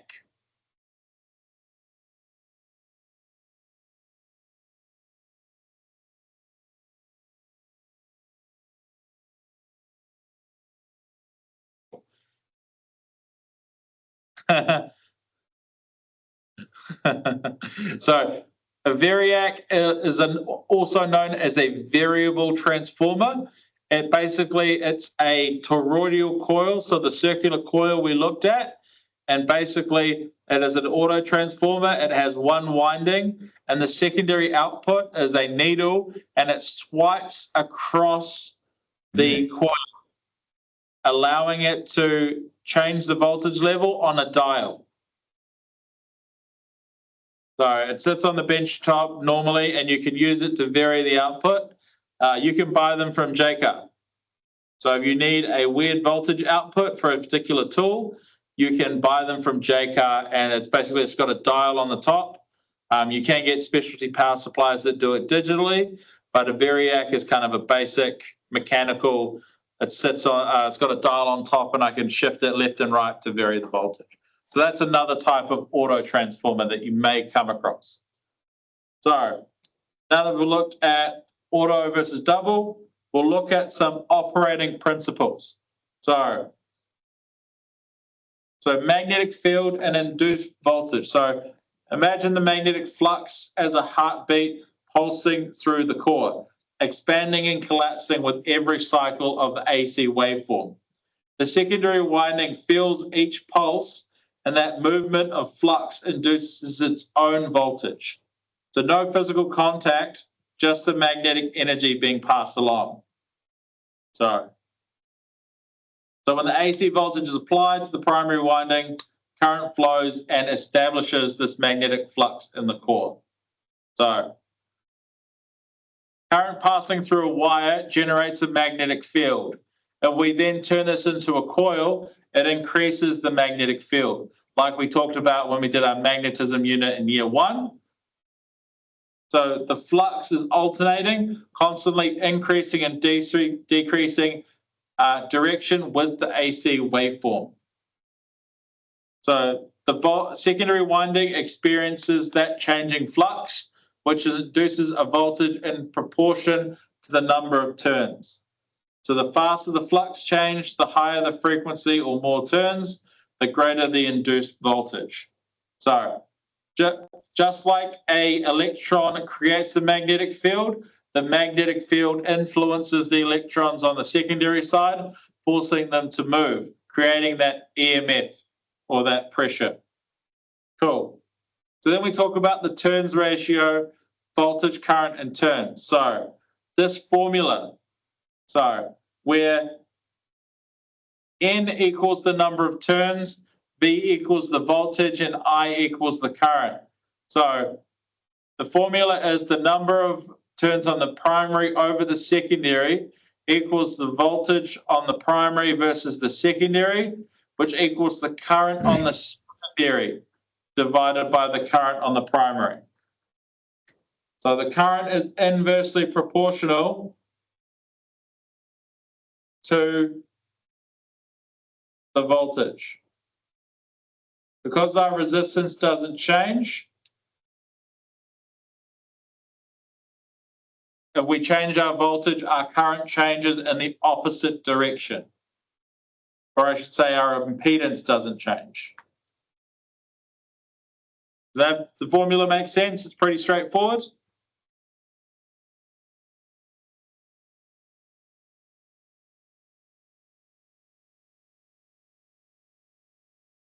Cool. So we will do some examples. We will go over the turns ratio.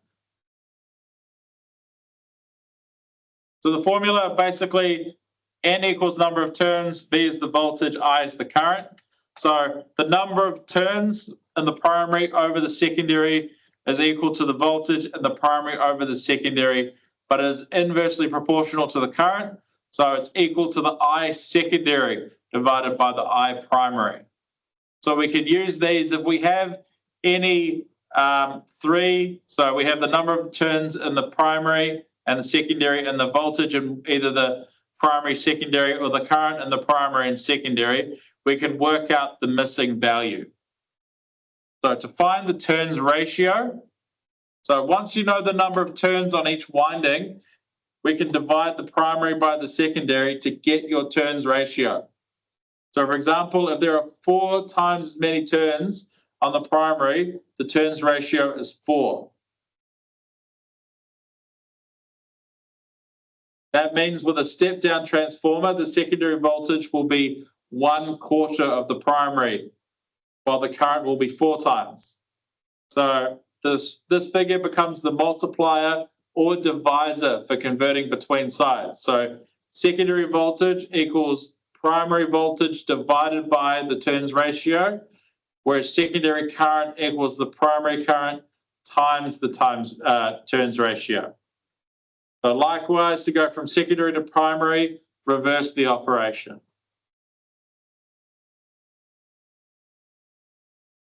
So basically, if turns go up, voltage goes up, turns go down, voltage goes down. That's all there is to it. So step-up transformer, example application, the transmission lines. So we step up the voltage to allow transmission. Yeah, all good. So this is basically the end of the PowerPoint. The next slide. After that, we will basically do some examples. I'll do some examples on the board and we'll do some practice using these formulas. I know it's been a couple of hours, but it is a big topic to go over. It's not one of the smaller ones. And then as you get into year 3, you can pretty much guarantee that your classes will be the full 3 hours.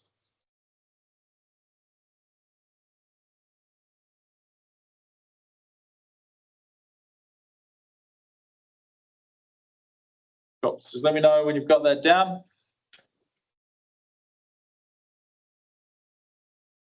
Cool. So, yeah, and then so this is kind of the step down transformation. So for a step up, the number of turns in the secondary are greater than the number of turns in the primary. And then for the step down, the number of the secondary turns is less than the number of turns in the primary. So for a step up, we increase voltage but decrease the current, or a step down, we decrease the voltage but increase the current. It's all pretty straightforward. It's kind of, they only do one thing, transformers. They transfer or change voltage. That's all they're used for. We do use them for specific scenarios, but all they do is transfer voltage from the primary to the secondary. But again, the primary and secondary side can change. If, for example, there is a subdivision where they put a crap ton of solar on, there is a chance that they could backfeed the grid so much that the transformer reverses primary and secondary sides. It does happen, and it is why during the last big storm we had up in the Hawke's Bay region, people were told not to use their solar power to feed back to the grid because there was a chance of accidentally cooking a linesman or probably something worse, because they could not allow for proper isolation. So there are some rules coming to change for solar. We'll have to move to a different standard. All right, so I'm going to stop sharing the screen.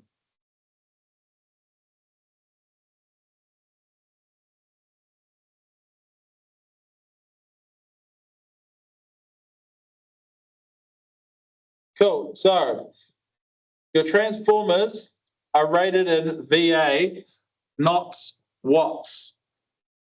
Can anyone say why transformers are rated in VA and not watts?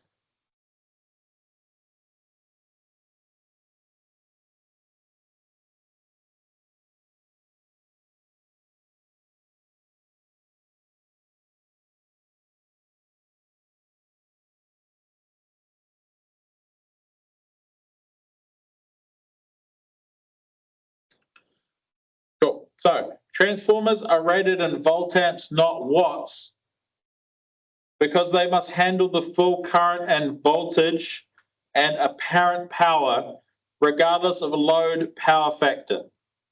So the load may not use all of the power efficiently, but the transformers still carry it safely. Now, we haven't talked about power factor, but that will come into play when we start to look at capacitance and inductance later on. It is something we will cover, but basically any load that has induction has inductance, which causes the power factor to change. And we will look at that in more detail when we do power factor. So what are the useful work being done? VA is the total effort required. Even if part of that effort is wasted, the transformer still does it. So the best analogy that we can come up with is a pint of beer. So I know some guys don't like drinking beer, but that's the best analogy. So a pint of beer, you have the actual beer you can drink, the nice golden amber liquid that has the happy fun times. And then we have the head or the foam. So we think of the pint glass as the apparent power, the overall total power we see. The beer is the usable power. We can use it, we can drink it, we can do something with it. And then that head or the foam is our reactive power. It is wasted in terms of actual space, but it is the cost, what we call the cost of doing business, because the foam is a byproduct of pulling the beer through the chilled lines and the CO2 in the beer. So it is a byproduct of the beer. It is the cost of doing business. We still need it. Most people don't realize you are actually supposed to have a head on the beer because you drink the beer through the foam, which gives it a certain flavor. That's why a Guinness has to have a certain size head on it.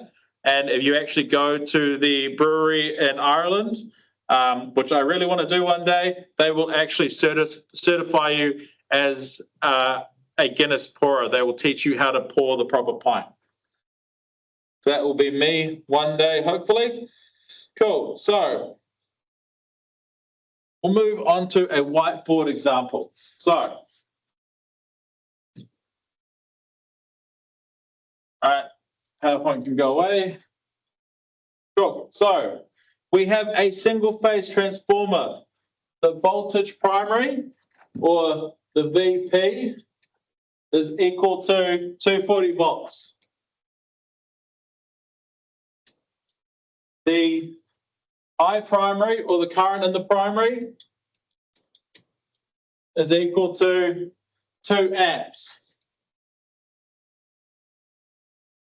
The number of primary turns, or the NP, is equal to 2400 turns. And the number of turns in the secondary are 300. Cool. So the first thing we're going to want to calculate is the turns ratio. Simple. We take the number of primary, secondary, so that is 2400 divided by 300, which gives us a ratio of 8 to 1. So in order to call it a ratio, we must have 8 to 1. Where'd you get? So easy way of doing it, if you don't have a calculator or it stops working, you can delete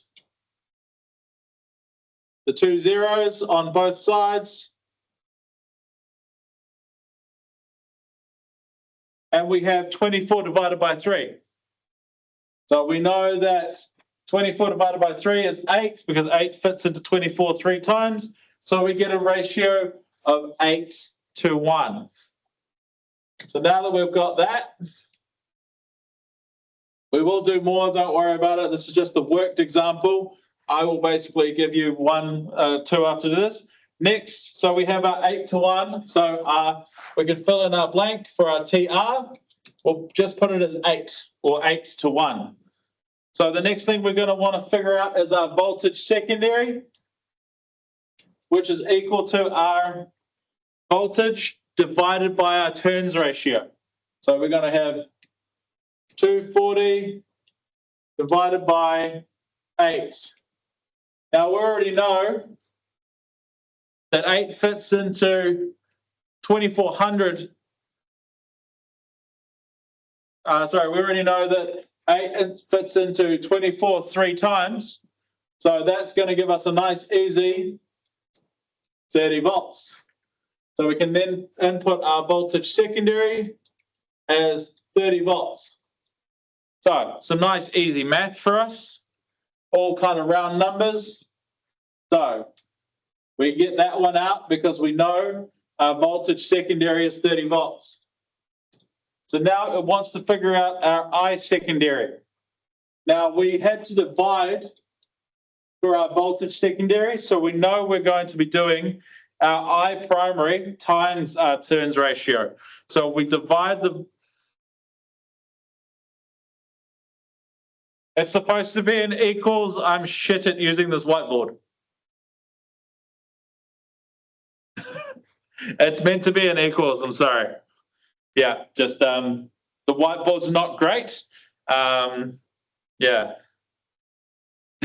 Yeah, glad you agree. Cool. So I secondary is going to equal our I primary times our turns ratio, or 2 amps times our 8 turns ratio, which gives us 16 amps as our I secondary. So a few quick calculations, and now I've already figured out what our transformer is doing. So the secondary volt drops down to 30, 1/8 of the primary. The current rises to 16 amps. The transformer's input and output stay almost the same. So this is, it's the power transfer in action. This is assuming no losses. So let's quickly put up the I secondary over here.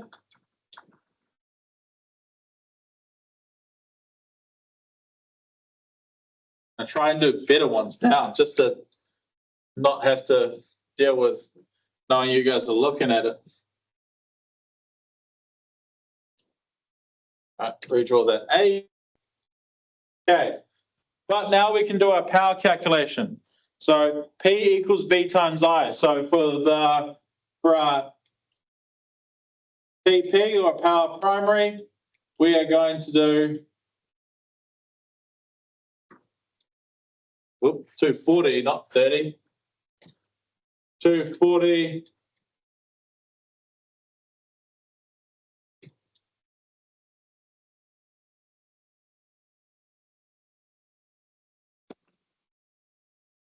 I think I need to put new batteries in that pin. 240 times 2. And for our power secondary, we're going to do voltage secondary 30 times 16. Both will give me 480 watts.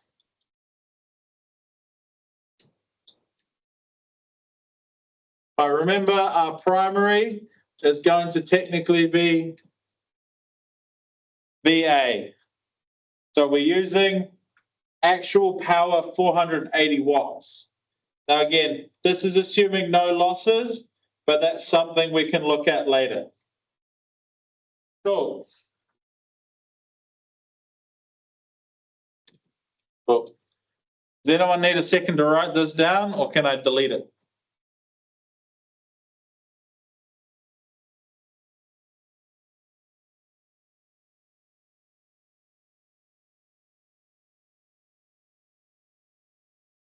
Cool.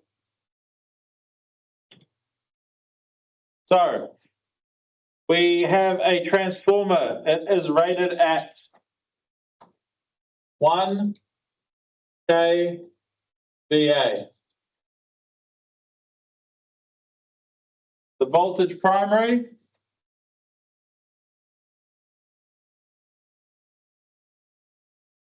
is 230.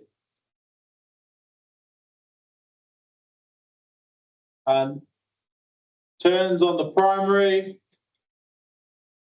2300. Turns on the secondary, 230. Cool. So calculate the turns ratio.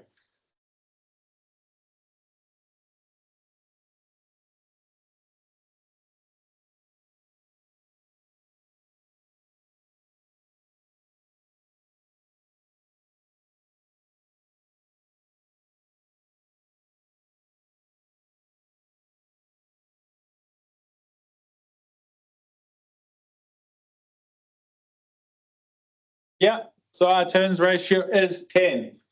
So we could enter that into our values. It's pretty easy. When you divide 23 by 23, you get 1. And when you take off a 0 because you're dividing by 10, 100 down to 10 gives us 10. So it's pretty easy math for that one. Now, what about our secondary voltage? What do you think our secondary voltage is going to be? What is it going to be? V secondary.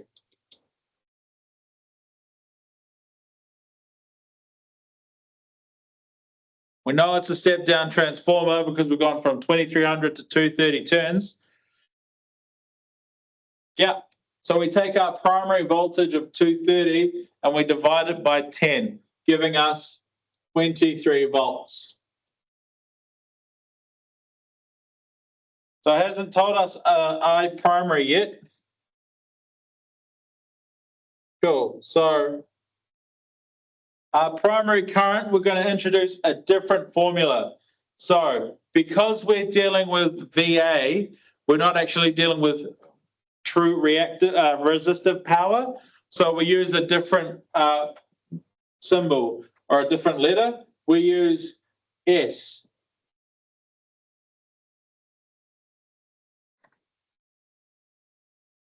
Okay, we use S because it's the sum of the vectors of, all right. Okay, so S equals VP times IP. Therefore, which is what these little triangles mean, IP equals S divided by VP, which is watt.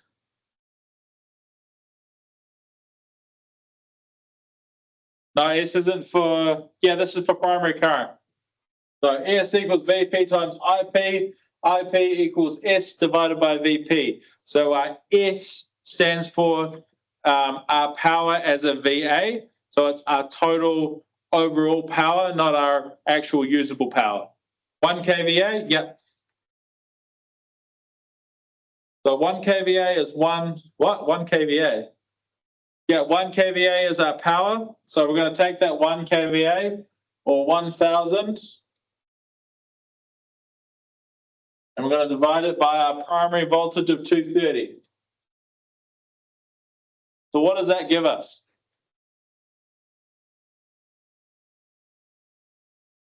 So you've got to change that 1 because K stands for 1,000.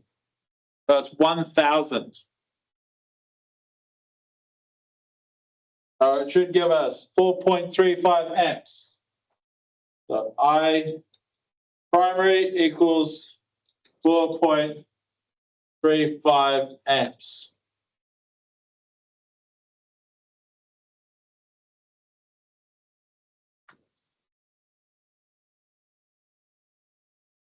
Cool.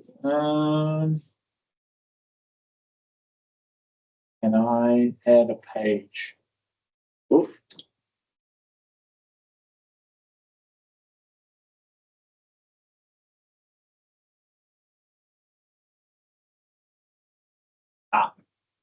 Hold on. So, I can add a page. Cool. So there are two ways we can go about figuring out our secondary current. So we can use the same formula. S equals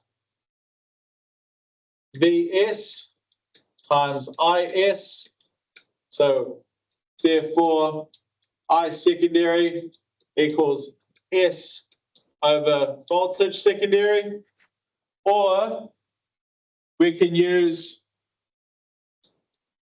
our turns ratio equals I secondary over I primary, meaning our I secondary equals our I primary times our turns ratio. So either one of these will give us the same answer. So if we divide 1,000 by 23, or we times 4.35 times 10, both times we will get 435 amps.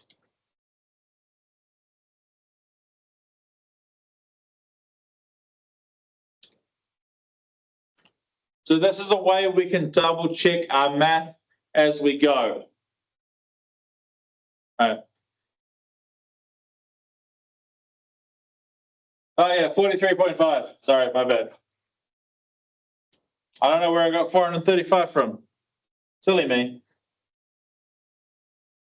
Yeah, 43.5. It has been a long couple weeks. Running a year 2 block course on my own has not been fun. Sweet. So this is also a way we can double check we're doing our math correctly because both our equations should give us the same answer. So shows the balancing act inside of a transformer.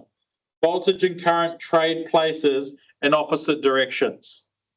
The current increases tenfold to keep the power roughly constant. This is also why secondary windings use thicker wire. They carry more current at a lower voltage.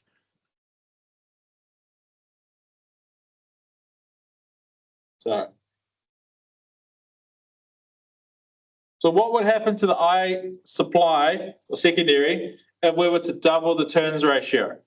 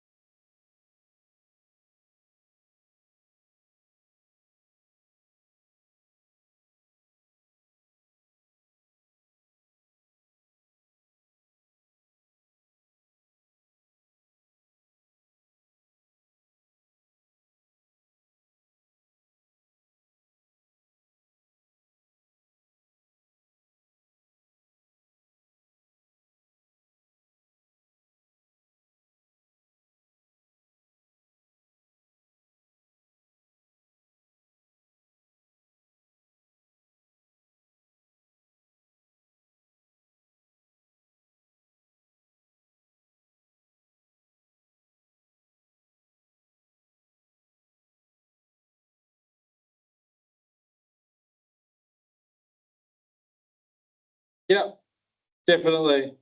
My learning resource says the opposite, but the calculations don't lie.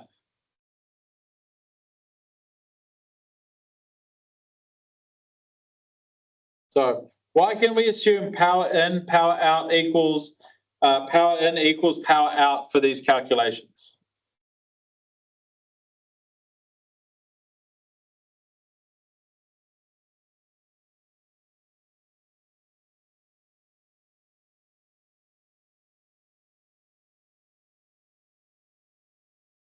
We don't know the power factor yet.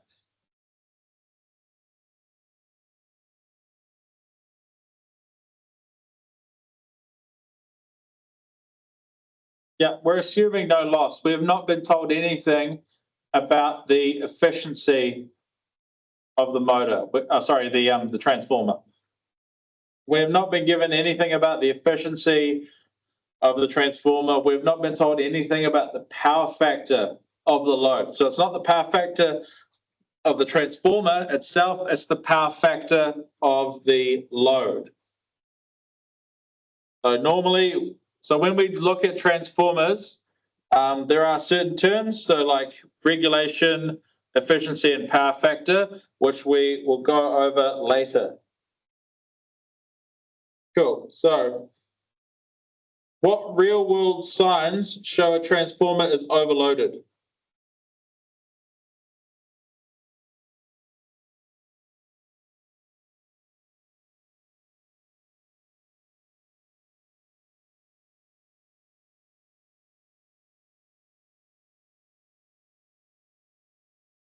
Yeah, we're going to see some overheating. Big hole in the side. Hell yeah, Tim. Fuse is blowing if you're lucky. Cool. Yeah, a lot of heat. What about the noise? What kind of noise is it going to make?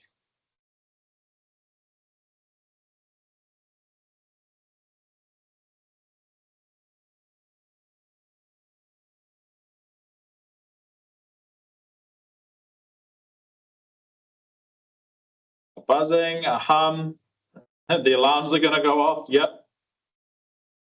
So the humming noise that it normally makes is going to get a lot louder. And then, yep, if we're seeing arcing between any windings, we're going to hear a buzzing, that buzz of electrical arcing out. The fans and the pumps running, you'll probably hear the sound of the fire engine as it rushes towards your job site.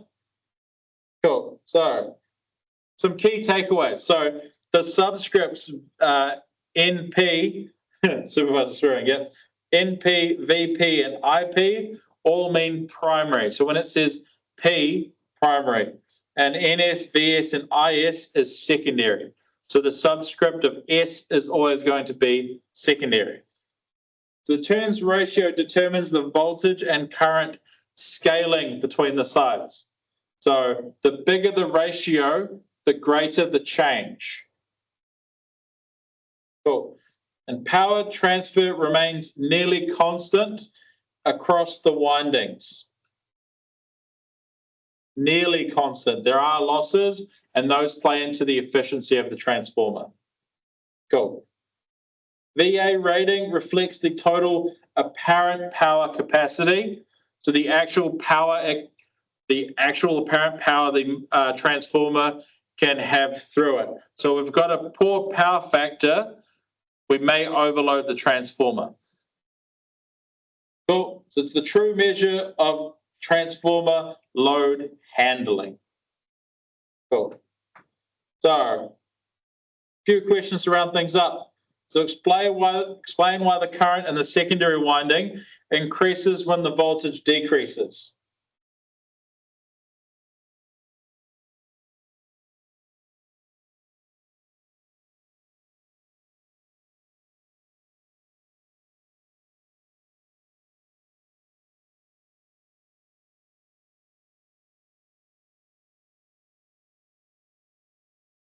Yeah, so the lower voltage, but why? Why does the current increase when the voltage goes down?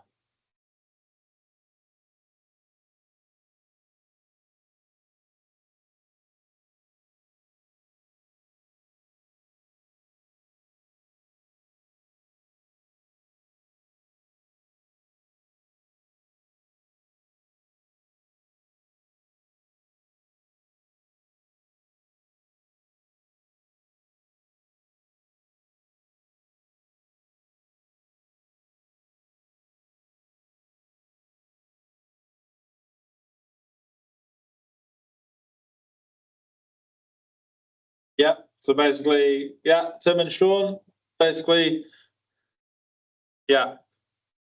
Because transformers maintain almost constant apparent power, or VA, as voltage steps down, current increases proportionally to VP IP equals VS over IS. So the power remains the same.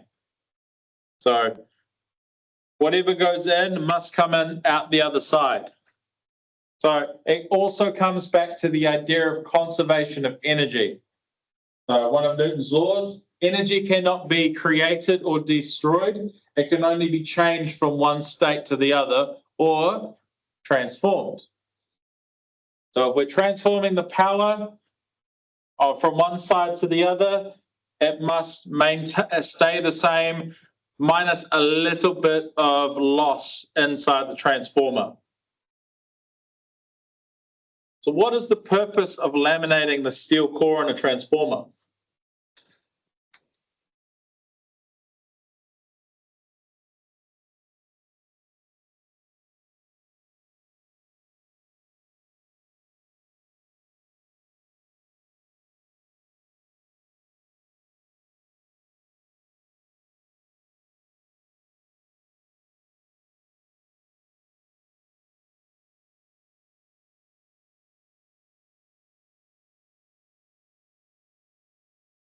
Yeah, so us laminating the steel, the core is all down to reducing our eddy currents, which reduces the hysteresis loss and leads to better magnetic effects despite having insulation between the layers of the core. Yeah, so transformer has a turns ratio 12:1, primary voltage of 240. What's the secondary?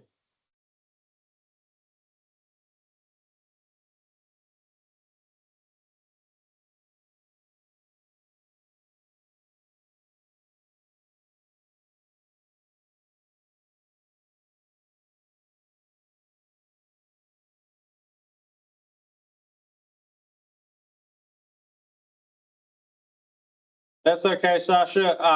The video will be uploaded to the thing. But yeah, you've been participating, so I'll definitely be able to mark you present. So we have a transformer with a turns ratio of 12:1, and we have a primary voltage of 240. What is the secondary voltage? So it's a 12:1, so we know it's a step down transformer. So what is the output voltage of the transformer? 12:1, all good, Tim. I was kind of trying to do a quick fire and I realized it probably wasn't a good idea. Cool. So that is where we will call it a night. Thank you for sticking with me for this time. I will stop the recording now.